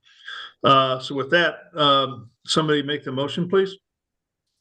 Chair Crowell, I move to deny docket items 2.1 and 2.2. Mr. Chair, may I ask a question to Sarah Baxter before you continue the motion about, since this case is moving forward to council and an ordinance will be prepared, do we need to add in that additional condition in the event that the ordinance is then all the appropriate conditions are on it? No, I mean, if the commission's recommendation is just a denial, it's up to the commission. I suppose they could do that if they wanted to, but if the recommendation is a denial, that's the recommendation. And to be clear, there is no ordinance that's before the council at this point, Chairman Crowell. Thank you. So just going back to the motion then, Mr. Baker, it's your motion is in favor of the staff's recommendation for denial of the project. Is that correct? Correct. Okay. Second. We've got a motion and a second for support of denial of the case per the city staff recommendation. Giovanni, can you take roll call on that motion, please? Baker. Aye. Beasley. Aye. Crowell. Aye. Aye. Aye. Rojas. Aye. Okay, so it looks like the motion passes in favor of denial of this particular project. So thank you again, everybody, and we'll go from there. Thank you for your time. All right, so with that, now we're done with docket item number 2. We're moving on to docket item number 3, and I need to recuse myself from this particular item. So Commissioner Hill is going to take over. Thank you. Thank you. Joe, will you read the docket? Yeah, I can go ahead with that. Docket item 3 is 2 companion cases, starting with 3.1, case CPC 2023-00155. Request to approve a rezoning from District UR to District B4-5 for the 4627 Madison Apartments on about half an acre at 4627 Madison. And docket item 3.2 is case CPC 2023-00153, a request to approve a development plan for the same project at the same location. Anna Naniski is the staff planner. Thank you.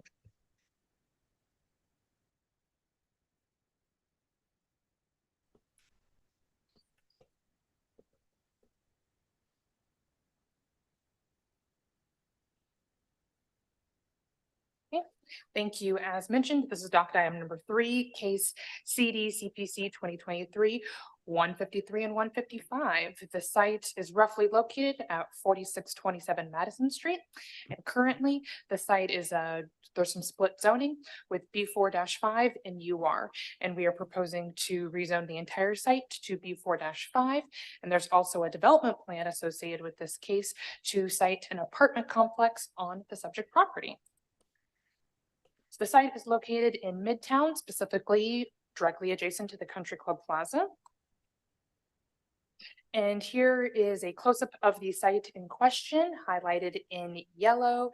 As you can see, there are a couple of portions of the property that are going to be combined to site this apartment complex. We have access off of Madison and Summit Street. This is a look from Google Street View of what is there now, there's a parking lot and an existing parking garage for the office building that fronts 47th Street. So the proposal is to demolish the existing parking garage and combine the lots and build the apartment complex on that site. This is a site plan of the proposed project.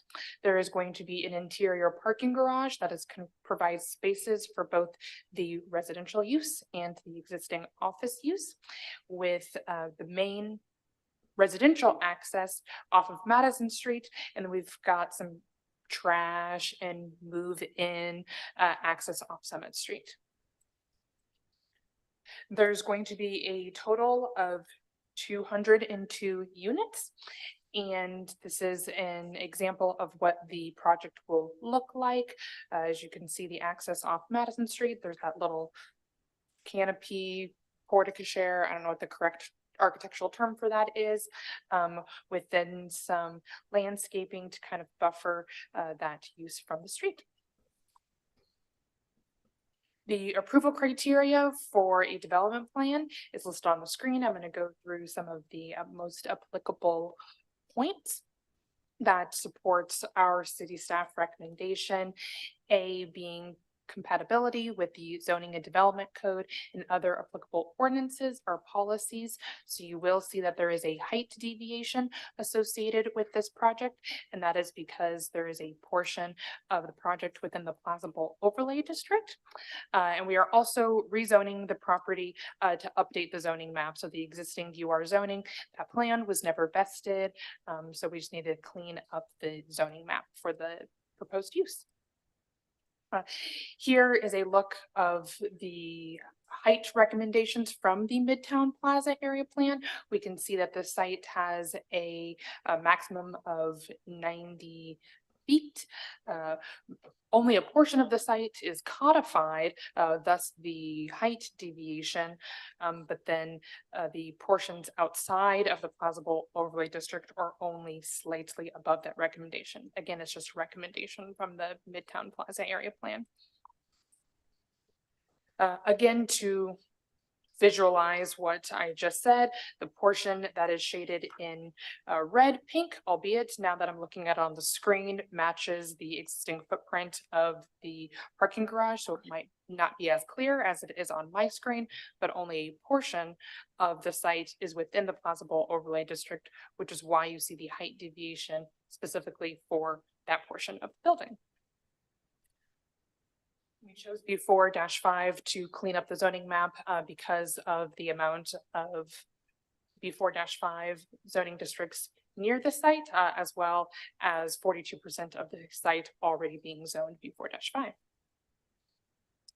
Review criteria C talks about vehicular ingress and egress from the site, circulation within the site, making sure that's safe for traffic, etc. And as I previously mentioned, there is that circle drive off Madison to get residential users in and out of the parking garage, with that trash and move-in drives off Summit Street. Review criteria H, again, talking about the amount and the design of streets, parking areas, making sure that's appropriate for the use and correlation to the amount of impervious surface on the site. And you will see that that parking garage, again, is interior to the apartment complex and providing those uses for the residential use and the existing office use. The site is technically overparked per our zoning code, but you can see in the conditions that there is an agreement with the Registered Neighborhood Association and Historic Kansas City to talk about providing parking for the amount of bedrooms associated with each unit, versus our zoning code is just one space per apartment, which is why you see the increase in those numbers on the site plans. Thus, city staff, we recommend approval for the rezoning and approval with conditions for the development plan.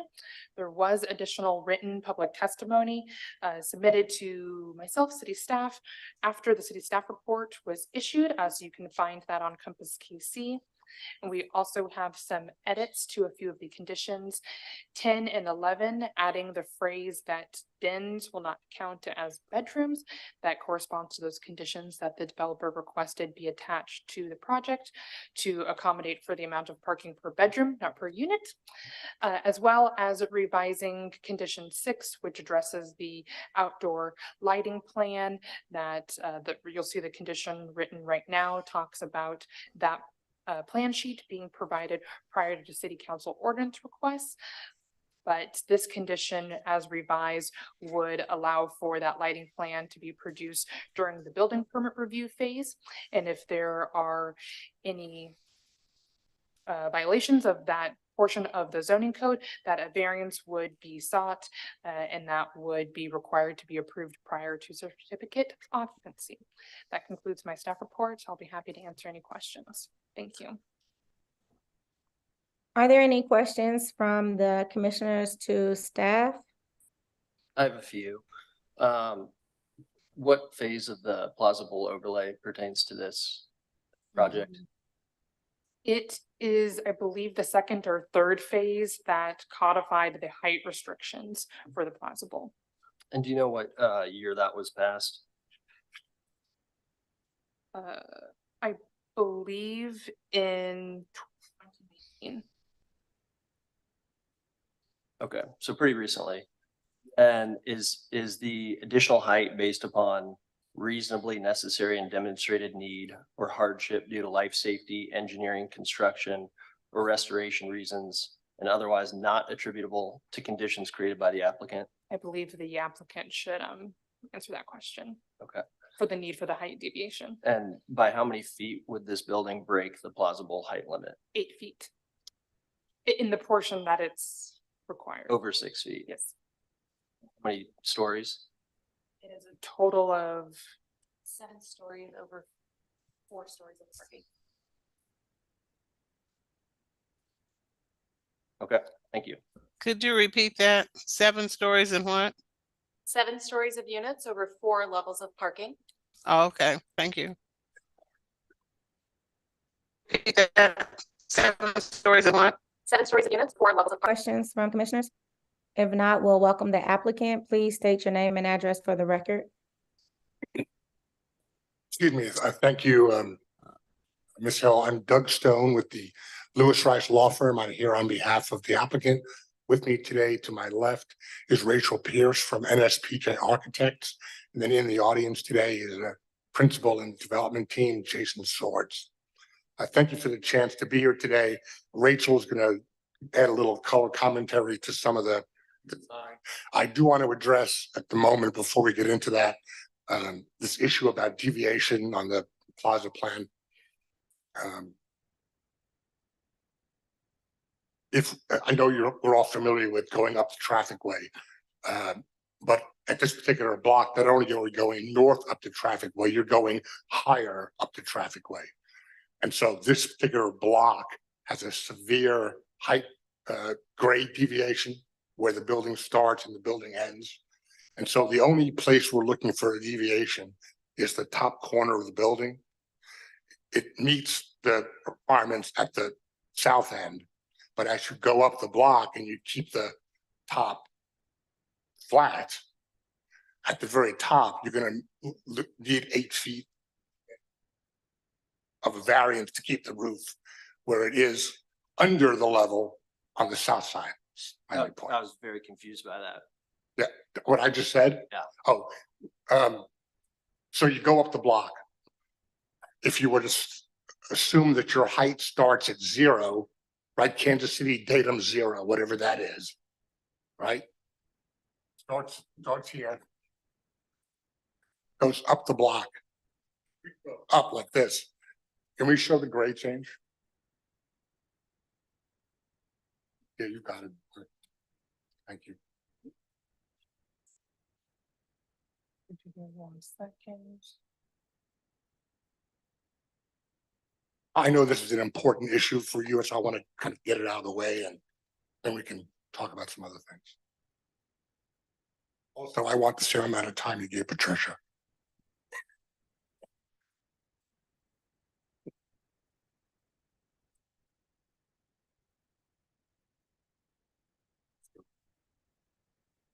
I think you can see on the bottom of this drawing here, how the street, can you show the street line?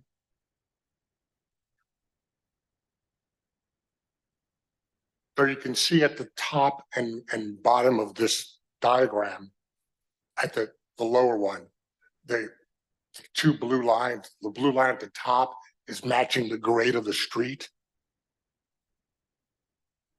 The elevation on the bottom is Summit Street. And so you're seeing that grade of Summit. And then we took that line on Summit Street and we offset it 90 feet. And so that's the blue line that you're seeing at the top of the building. Same thing is done on Madison. What's interesting about the site is that Summit Street actually sits about a story above where Madison sits. Even from east to west. So the site itself is pretty forked in a sense from one corner on Madison, the southwest corner, to the northeast corner on Summit. There's quite a bit of a grade difference So you there. had to make it that tall. You could, there's nothing else you could have done. Oh, I got it. Go. And it's Well, to make a flat roof, I Oh, mean, makes sense. you playing with me? Are you teasing me? Not at all. Why don't we I don't want to take up too much of your time. I know you had a tough morning already, but I would like Rachel just to fill in a little bit of what we've been talking about, and then we'll be glad to answer your questions. So I just wanted to maybe again expand a little bit on what Anna said. We have 202 units over 4 stories of parking. We're going to have 1 parking space per bedroom. In our bedrooms, we're going to be ranging from studio units all the way to a 3-bedroom unit. On that, we also have a rooftop amenity, including a pool and a clubhouse for all the tenants in this residential development, as well as a central courtyard for all of the tenants. Within the parking garage, we're also accounting for spaces for the existing office building. You're seeing it in this rendered picture here just to the south of us. Wanted to maybe expand a little bit on how we came up with the design. We definitely wanted to pay homage to the plaza, that classical architecture that everybody's familiar with. So we took a lot of inspiration from there. You're seeing that repeated in the color selections of the building. We also worked really closely with staff in some early developments of the design that included increasing the landscaping. So that way that streetscape is a little bit more pedestrian friendly, as well as bringing in an architectural element to shield that garage a little bit more. So that's what you're seeing in all those cross hatches down on the 2nd and 3rd levels there. We also have the direct inspiration coming from the John Hancock building, that exoskeleton that everybody's very familiar seeing. We wanted to bring that also into our building to coordinate with that and to not go too far off the design. Really wanted to make sure that this building was fitting in with the surrounding neighborhood. Thank you, Rachel. I will say that we had several contacts and meetings with neighbors, both Plaza Westport Neighborhood Association and Historic Kansas City. I know that you've gotten letters from them expressing their opinions. I'm pleased to say that I think their opinions are favorable. And so you'll reach your own conclusion, of course. And so I do think that we're bringing forward a project that is worthy of your recommendation to the council, and we would ask you to do that. And with that, we'll stand for your questions. Thank you. Are there any questions to the applicant from the commission? Yeah, I'll be quick. Just to the question I asked to staff earlier. Was the additional height based upon reasonably necessary and demonstrated need or hardship due to life safety, engineering, construction, or restoration reasons, and otherwise not attributable to conditions created by the applicant?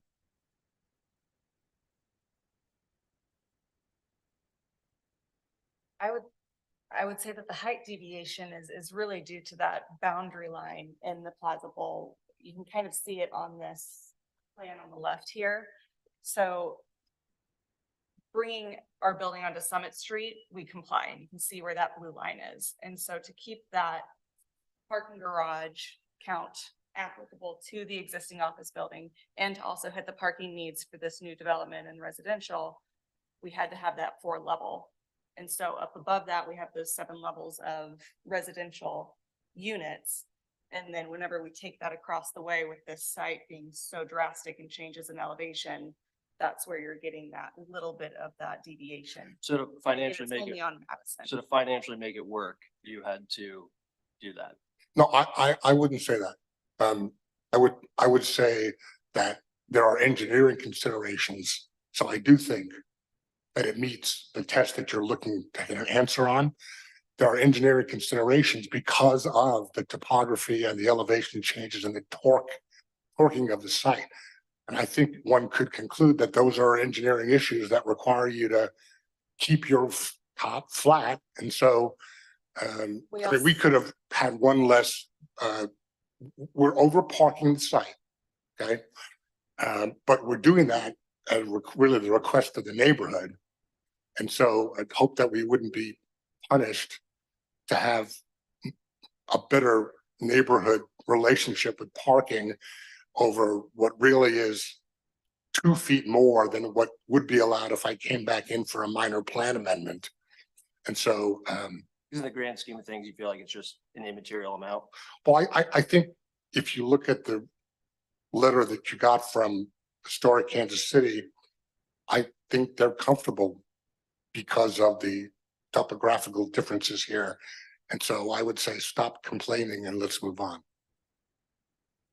So Say that facetiously to you. Engineering reasons, though. I think it would fall under engineering. Sounds also have like a considered- business decision to me, right? For considerable bedrock at the site. And so we would not be able to go down underground with this parking garage. Thanks. Doug, you mind if I say something? Please, is anybody, I don't have the, Madam Chair, is that all right if if Mr. Short Yeah. says? If I can request one for the stop sharing of the screen, unless it's totally needed, that would be super helpful. And is this speaker a part of your team, the applicant's team? Yes. Okay, yes, please just state your name for the record.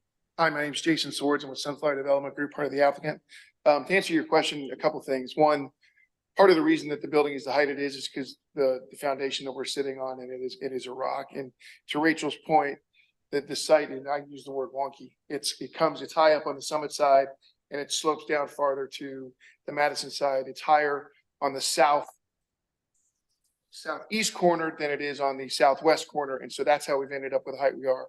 On the summit side of the street, we believe that our sight line is within the Plaza Bowl, and you do have stair towers and elevator towers, so life safety issues that are above slightly within the Plaza Bowl plan.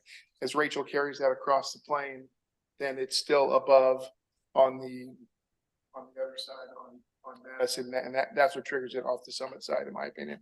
But part of the other reason that we are at the height we are is to build on this site, you would have to blast.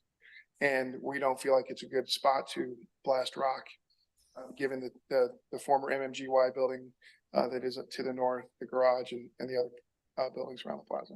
So would it be, you said life safety, would it be unsafe to make it 6 stories and not even worry about piercing the bowl? No, I'm saying we're within the plan on the summit side, and there are life safety issues with our stair towers and elevator towers that are up over there. So we're within the plan. So we can't really lower the building on the other side. So you could have the building be less tall in the area that is covered by the bowl. I don't think, no, we can't, we're not gonna, our amenities are on the roof of the building. So then we end up with 2 different floors up there. It sounds like a business decision. I don't believe it's been a business decision keeping the building square like that. No. Safety though? I'm sorry. The 6-story building wouldn't make sense. Well, we're within the plan on the summit side. I mean, the answer is on the south side of a 28-degree elevation block under the line. And at the very north tip of our building, we're over the line. We're not over the line across the entirety of the building.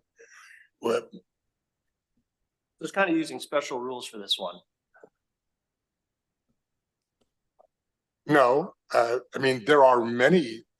You guys just did 40, La Cucina 47, which had a much greater deviation. I mean, the council has granted deviations over the plaza height, and they've been, frankly, at some points over the objection of neighbors.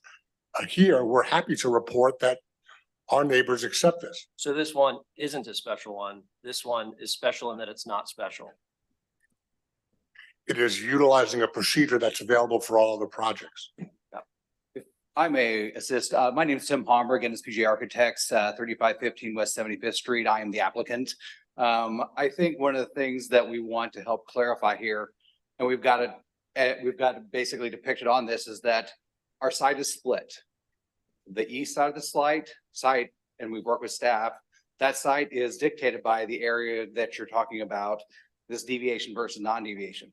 The west side of our site is obviously acknowledged as outside the Plaza Bowl. It's overseen by basically the guidelines. East side of the site, we're in compliance. And you can see that on the elevation, which is the bottom elevation. So you see that dashed line, which is that 90-foot requirement. Our building steps in and below that, with the exception of the allowed stair tower, which is that brown mass that kind of pops up above it. Everything on that east side is completely allowed. Step over to the west side of the site, we're basically in the overlay district under the recommendations. We look at that side of the site, and if you can maybe help blow up that part of the site, that top elevation picture, I think it kind of helps. I'm not too concerned about it. I'm just curious about why this one's special. That's all. Well, I think I think there's, I think we need to compartmentalize in what context the deviation is being asked. We're not asking for a deviation on the ordinance east side. We're looking for a deviation on the west side, which is just the recommendation side. No. It's backwards. Pretty confusing. We can keep on going though. We are asking for a deviation at the northeast corner of the site. Now, I'm as confused as the applicant, because the applicant. Well, I think the opposite thing. I may help clarify that. Previously. If I may, The northeast corner of the site is the bottom elevation. At the northeast corner of the site, the bottom elevation, we're in compliance with that line. The west side is where we're stepping, and we're stepping in and above and below it. We're not in the boundary on the west. Vice Chair Hill, we can keep on going. Thank you. I want us to be able to progress through. Thank you so much. It sounds to me that we can come back and as a commission to discuss it, but I keep hearing that the slope of the street is what is necessitating if the developers want to keep the roof line even. But moving on, are there any other questions from commissioners to the applicant or their team? Okay. Seeing none, we can open up public testimony. If there is anyone in the chambers or online, please raise your hand if you're online so that you can be called on at the time. We will start with those in the chamber. I see someone already at the podium. Please state your name and address for the record. I am Amelia McIntyre. I'm a board member of Historic Kansas City and am speaking on their behalf. I reside at 4545 Warnell Road in the Plaza Westport neighborhood, in which this proposed project is located. HKC is an advocate for preservation and rehabilitation of historic buildings and neighborhoods. HKC is a steward of the implementation of the Midtown Plaza Area Plan, and this project is in that plan area. The plan designates this site as a potential redevelopment area, provided the proposed uses are consistent with the recommended land use and the recommended full concept height. Our analysis is that the proposed use and the proposed height is a reasonable solution for a challenging site. HKC has provided a letter of support that was included in your packet. The area plan recommended a mixed use, which generally corresponds to B2 zoning versus the B4-5 zoning sought. However, mixed-use community contemplates a mix of business and residential uses as shown on the proposed development plan. The apartment units are a mix of sizes that help address workforce housing for the employees of businesses and institutions on the plaza, strengthening the vitality for the long term. From HKC's perspective, that proposed use is consistent with contemplated redevelopment uses of the area plan. As was discussed, the eastern portion of the site is governed by the Plaza Bowl Overlay District, which prohibits certain uses that might otherwise be permitted within the B4-5 zoning district. The prohibited uses are specified in Code Section 88-120-03H and are intended to preserve the integrity of the plaza. It is HKC's observation that if the currently proposed development plan isn't implemented, that a subsequent development plan should be subject to approval of a combined application of Section 88-517-02-G and 88-515 as a portion of this property is in the overlay district. That is a safeguard that we're asking that the city staff affirm so that it is of the record in this case. Speaking to the height deviation, it is within the bowl concept of the area plan. The bowl concept depicts a 45 to 90 foot height range at this site and a maximum 7-story future building at the site under the plan. However, the eastern part has been described is in the Plaza Bowl overlay, which has 90 feet. As discussed, is the topography that is driving this. From the north to the south, there's 30 feet change in grade. From Summit to Madison, there's also a slope. And it is that southeast corner that is where the 8 feet is calculated as stated in your staff report. So it's the southeast corner deviation from the overlay district that is before you.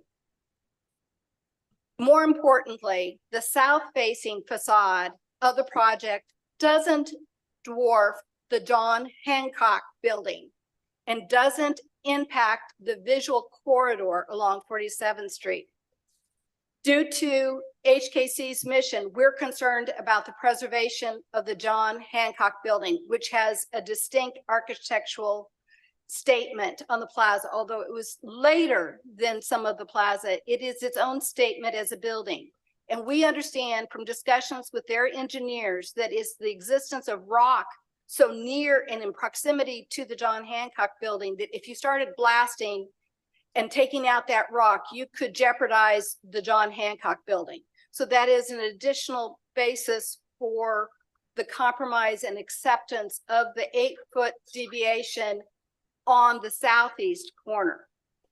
Overall, HKC sees this proposal as a reasonable solution. Its design and placement accommodating the needs of contemporary housing function and design, but in a manner that is compatible with the plaza.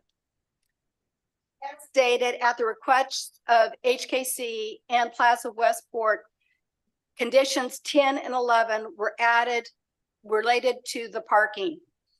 The area is unfortunately subjected to much parking encroachment into the residential area. These two provisions are the same that we negotiated on 4400 Washington, and they should apply here. We support the rezoning and development plan for 4627, but I want to make it clear that in the future that more development is expected, and we want to emphasize that the surrounding neighborhoods will not accept or support deviations unless it is specifically driven by the project and the topography changes of this site. Thank you, and we appreciate the cooperation of the developer and his engineers and architects to meet with us multiple times to resolve the concerns from Historic Kansas City's perspective, but also Plaza Westport. I'm open to questions as needed. Thank you. Is there anyone else in the chamber that would like to speak? Okay, seeing none. Yeah, There's none. Is there anyone online, Joe, that has raised their hand to offer testimony? No, no one has raised their hand. Okay. Is there, at this point, are there any additional commentary that the applicants would like to provide based on the comments from, is it HKC? No, other than to say that we appreciate having the relationship that we've had with them and their support in working with us to try to get a development plan for this site that's acceptable to the neighbors. Okay, at this moment, we will close the public testimony and we will go back to the commission. I just want to say, it seems to me, Commissioner Enders, that you asked a question and they could have answered it, but instead of answering it directly, it became a little bit more difficult. I thought initially that they were saying, the applicant was saying, hey, we have to have this deviation on this point because of the scale and the slope of the building to keep a uniform roof line and clear sight lines. But it seems that I got lost between the business decision and, is this necessary? There were no other options to keep a, aesthetically clean project. So I will let you turn it over to you for additional comments on it. Yeah, thanks. I agree. I think that it would be lying to say anything other than it's a business decision. I haven't seen this type of role or mental gymnastics in a long time. It was just September and October of last year that Lisa Briscoe, Executive Director of Historic Kansas City, told us in reference to the phase 3 of the plausible overlay that, quote, the approval of deviations in any circumstance is a slippery slope, end quote. There's a, quote, risk of Pandora effect. These comments were explicitly made about her concerns of buildings exceeding the designated height of the bulb. She said, quote, every developer after that will come forward and desire to replicate and go higher. I'm disappointed she couldn't be here today, and neither Ken Block. Ken Block, the applicant, told us, quote, I own 2 more buildings that are covered by this. I get it. I can comply. I understand it because I understand rules. Quote, why do we have to treat guys like developers like babies? We're grownups. We understand the rules. Such a quick and absolute flip-flop on this issue raises concerns for me about the sincerity and authenticity of Historic Kansas City's previous stance. It seems that HKC's principles are negotiable when financial interests are at stake. And so while it's rare and shocking to see such a blatant disregard for even the appearance of consistency with previously shared public testimony, I do not have that trait of mental and moral flexibility. I still believe density is needed in this area, that sensible developments are needed in this area, that the bowl is very imperfect and that it is in need of an overhaul. So I think this is a good project and I will be recommending approval. Thank you. Are there any other comments by commissioners? Yeah, I'll be in support of the project. It's a good project. I'm, to be completely honest, tired of plausible politics. I think we could have solved world hunger by the time with the amount of hours and dollars spent debating height deviations. So I think, to my colleague's point, there does seem to be some wishy-washy opinions when it comes to certain projects for different types of people. And I hope that that kind of flexibility is granted in the future as we look to explore and make the plaza much more vibrant, hopefully with another Cinemark coming back in, and we can go see cheap movies. But I'll be supporting the project. Thank you. Are there any other commissioners? If not, I'll take a motion. I'll go ahead and move to approve docket item number 6 with conditions and amending condition number 6 that address the limits on lighting in the outdoor lighting plan.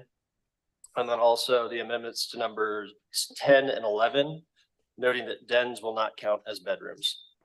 Oh, sorry. I just want to be clear. I think you said docket item 6, but it's docket item 3.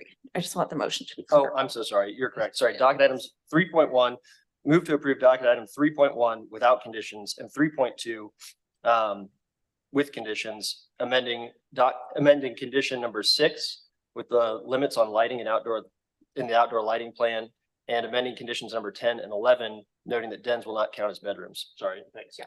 Second. It's been moved in second. Jill, can you please call the roll? Baker, Aye. Beasley, Aye. Enders, Aye. Hill, Aye. Rojas, Aye.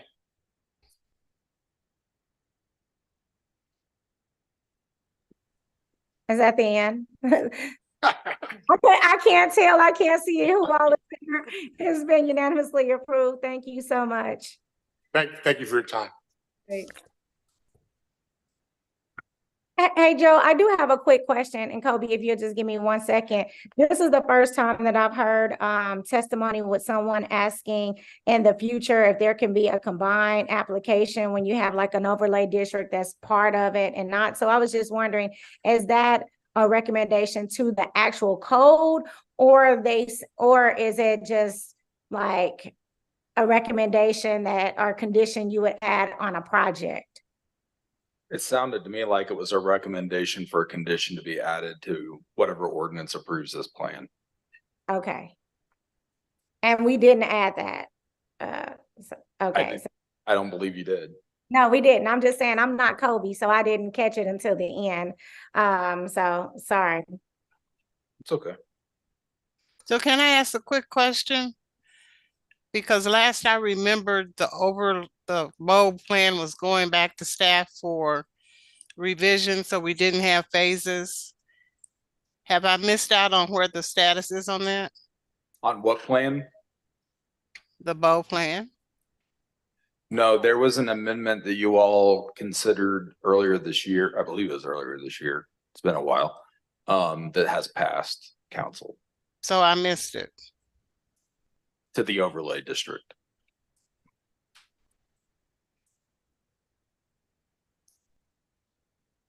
So Forrestine, are you asking, is there opportunity to amend the conditions of the overlay, the plan as it relates to the plaza? Is that what you're asking? So I know I've been in and out on meetings this year. And one of the meetings we had on and I might say the name wrong, but the Corona 47 building, we had different phases that were talked about for the overlay bold plan. And that last meeting I was in, we had asked staff to go back and streamline all of that and update the plan. So that's what I'm saying. Have I missed it? Has that taken place, or is that still in process? We did go back. I know what you're talking about now, and it's because there's like 3 overlapping policies and regulations. Yes, We're asking for that to be streamlined. We did make some tweaks, but ultimately it did come back to this commission. You might have been gone at that meeting. Ultimately, what was passed was not a complete streamlining. I think that what the commission asked for, but it was modified. So we still have the 3 phases that you have to look at when you're considering a project? Yes.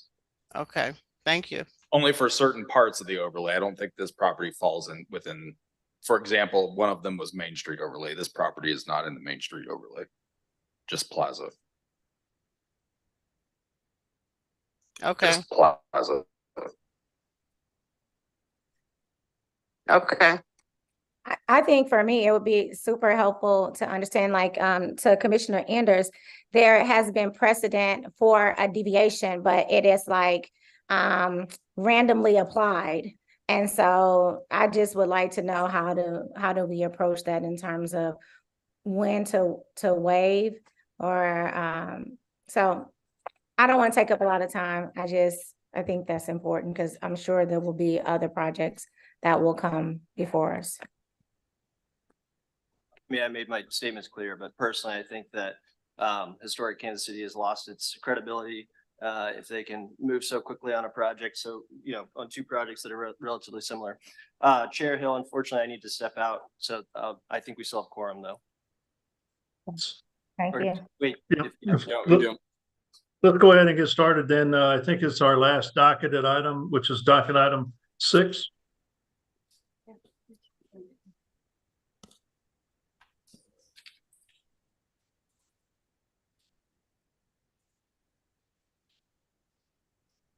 I think we have 4 and 6. Kobe, Chairman Crowell. Right? We continued 4 and 5. Oh, okay. Did we? Yes. I'm sorry. I didn't mark it off. That's okay. Mr. Chair, just want to correct, I did say that that overlay amendment had passed and it's pending, it's still in city council. It was referred to a committee and it doesn't look like it's been taken up. Okay, very good. So Thank can you. can you send me the ordinance and I can pull it up and read it? Yes, it's No, 2207. no, send me an email with it, please. Sure, yeah. Thank you.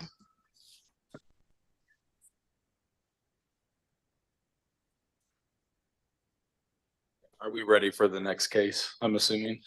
Please. Docket item 6 is case CPC 2023-00165, a request to approve a major amendment to a previously approved preliminary development plan in District UR on about 103 acres located at US 169 Embury Road. Andrew Clark is the staff planner.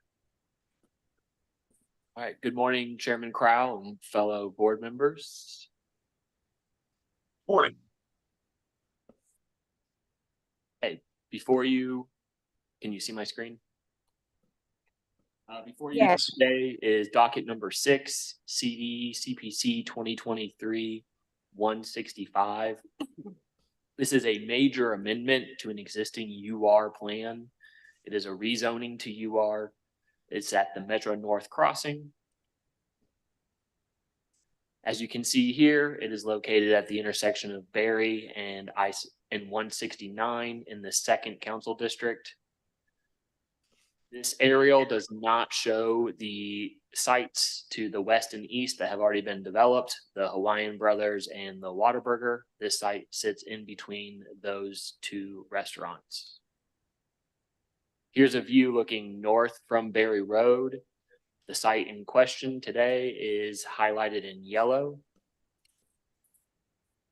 The previously approved plan called for specifically a financial institution or a bank to be located at this site with a drive-through.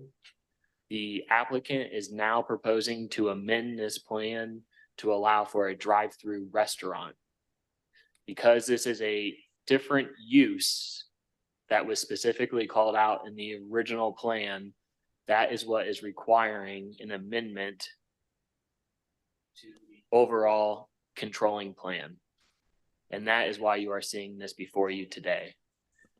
Prior to the applicant, if this is approved, the applicant will still have to submit a site plan to City Planning and Development prior to the issuance of any building permits. The applicant had a meeting with City Planning staff along with the master developer of the entire Metro North Crossing site.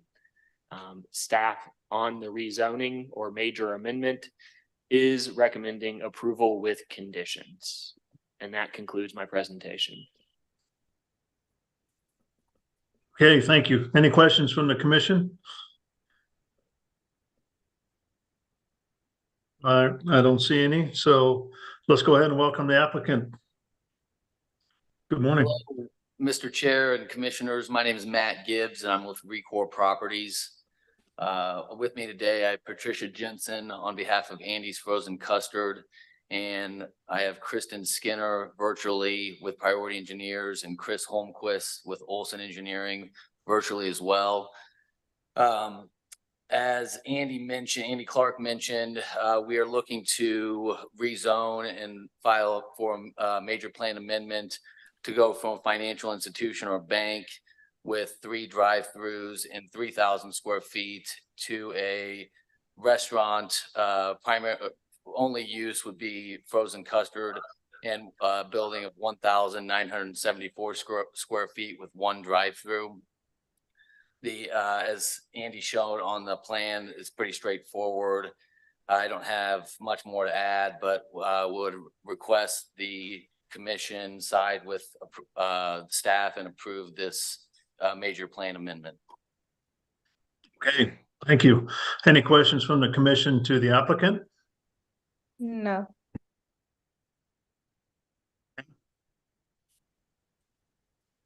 All right, so at this time, we'll go ahead and open it up for public testimony. If there's anybody out there that would like to speak regarding docket item number 6, please raise your hand using the Zoom feature or come to the front in the council chambers and you'll be called upon. Mr. Chair, there's no one in the chamber wishing to speak, but Stacy Bowen, who's joined us on Zoom, has raised her hand. Okay. As you take yourself off of mute, Ms. Bowen, please state your name and address for the record. Good morning. My name is Stacy Bowen. My address is 12720 Hillcrest Road in Dallas, Texas, 75243. And I'm here today representing KMO Burger, the Whataburger franchisee for Kansas and Missouri. We're pleased to say that this Whataburger is fights for the #1 spot in the Whataburger chain in your area. And we've been really pleased with this location. We are also a huge fan of Andy's. We have done business with them in Kansas and in Texas, and we love their use. We love their product, and we feel like we're with them on other sites, and we feel like we're good compatible uses. We make good co-tenants because our customer times differ. At this location, as you saw the site plan, we share one point of ingress and egress to both of our sites.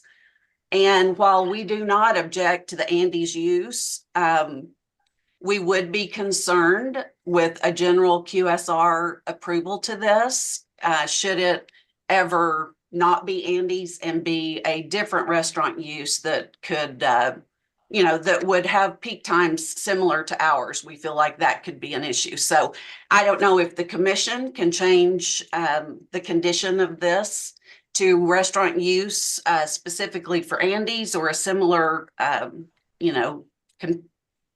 ice cream type use. But anyway, we're just here to say we would love for us to be together. We would love a little more stacking on their site, but feel like we could work with the Andy's developer and the city as we go through the UR plan. But our concern would just be if this was a QSR that was not Andy's. So appreciate the opportunity for you to let us express our concerns, and that's it. Thank you. All right. Thank you for your time. Anybody else, Joe? No, that's it, Mr. Chair. Okay, so we'll go ahead and close public testimony. Seems like it's a good concern. I'm not sure how we can address that. I'll let the applicant start with that first, and then we'll probably go to staff, see if their comment is. No, this is Matt again, and Stacy and I have worked together on some other sites in Kansas City. We've been fortunate to work with them, and we appreciate their support on this location. We understand their concern with the potential backup onto the shared drive and the ring road. I did want to share with the commission that we have spoken with Andy's and have tried to understand their peak time usage to make sure we had the proper stacking on this site. And just from a statistic standpoint, as you can see on the plan, we do have 16 plus car stack available for the drive-through business. On average, Andy's during peak times, on average, they do 24 ticket sales per hour, and that's through the drive-through and to the walk-up window. During the average window time, during that peak time, average window time is 45 to 60 seconds. During regular window times, not during peak hours, are 1 minute and 20 seconds. So using those metrics, we feel like the 16 car stack is sufficient for this site, and based on those statistics, would not back up into the ring road and shared drive. But appreciate your time. Okay. Let's see, anything else? Looking at from the city standpoint on, I can understand the Whataburger, they're talking about just the times when people are in or out, and if that changed over time. I'm not sure if there's a way to kind of make sure that it stays about similar use or timing is about the same if somebody else were to take over that site. There's something from the city standpoint on that or no? I am looking at Miss Sarah Baxter as well, but it's private matter.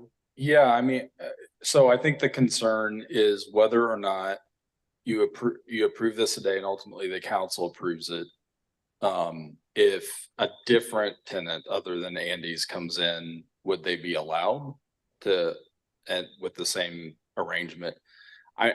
Yes, they would, because you're approving the use, but I think it's, in many cases, the site plans are driven by the particular tenant for these types of uses. So it's very likely that they would need to change the site plan. Now, whether the site plan changes would require a major amendment is a different question. It's unlikely that they would. It would probably be approved by staff as a final plan. And we are not approving this exact orientation that is shown on this plan today. Today, you are only looking at the use to be on this lot. Makes sense. So remind me again, Whataburger and what's the other food restaurant that's already there? Hawaiian Brothers, just to the west. of Okay, the site. And that's all. did I just couldn't remember. I didn't write it down. I did want to mention, we're kind of the secondary developer. The original Metro North developer had been marketing this site to many users and all the sites along Berry Road and also different uses behind in the master plan. And they had been working for a financial institution for many years prior to our acquisition. We were under contract to purchase this for a bank and do a build a suit for a bank. Given the market conditions at the time, they terminated our agreement with them during the time the contingencies were still open. So, and we have marketed the site to other financial institutions and banks, which is kind of where we came today, or where we are today with this use, and trying to get a combination of a market available use, but also a smaller building that's going to have less traffic generation than your typical QSR. Okay. Anything else from the commission regarding this case? All right, so let's close testimony then, and if there's nothing to discuss, I'll take a motion, please. And from my standpoint, we're just approving to look at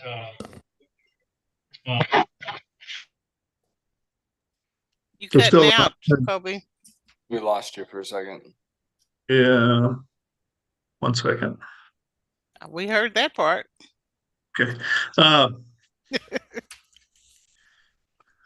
I still think there's an opportunity down the road here to look at the final plan. So this is just redoing the use, this particular case. Okay. That's what I understand, yeah. Yep. I'll move to approve docket item 6 with conditions. Second. We got a motion and a second for approval of docket item number 6 with conditions stated. Giovanni, can you take roll call on that motion, please? Baker, Aye. Beasley, Aye. Prowl, Hill, Hi. Rojas, Aye. Okay, looks like the motion passes for approval of the use as stated in the case, 5-0. Thank you very much for bringing that in, and good luck moving forward. Thank you. All right, so I think that concludes our docketed items. Anything else needs to come before the commission or we need to discuss? No, sir. Okay, Commissioner Allender will probably be out for a little bit yet. He's kind of fighting a bacteria right now. And so maybe after the first of the year before he's able to join us, and it will likely be virtual when he can. So I think that's all I have for now. Is he here or is he home? He's still in the hospital. Oh, So, okay. Yeah. Yeah, he's been in there for a couple of weeks Oh and my, probably will be. okay. Yeah. Yeah. So, Oh. so is our next meeting is the 19th. Is that correct? Correct. Yeah. Everybody available that day? Not cutting out early for Christmas, are you? Yes. But, you know. So good. Gotcha. Okay. Look for a motion to adjourn then. So moved. All right. Second. Thank you. Thank you. Hi, everyone. Everybody have a good day and we'll talk to you next time. Take care. All right. Let's see. Office.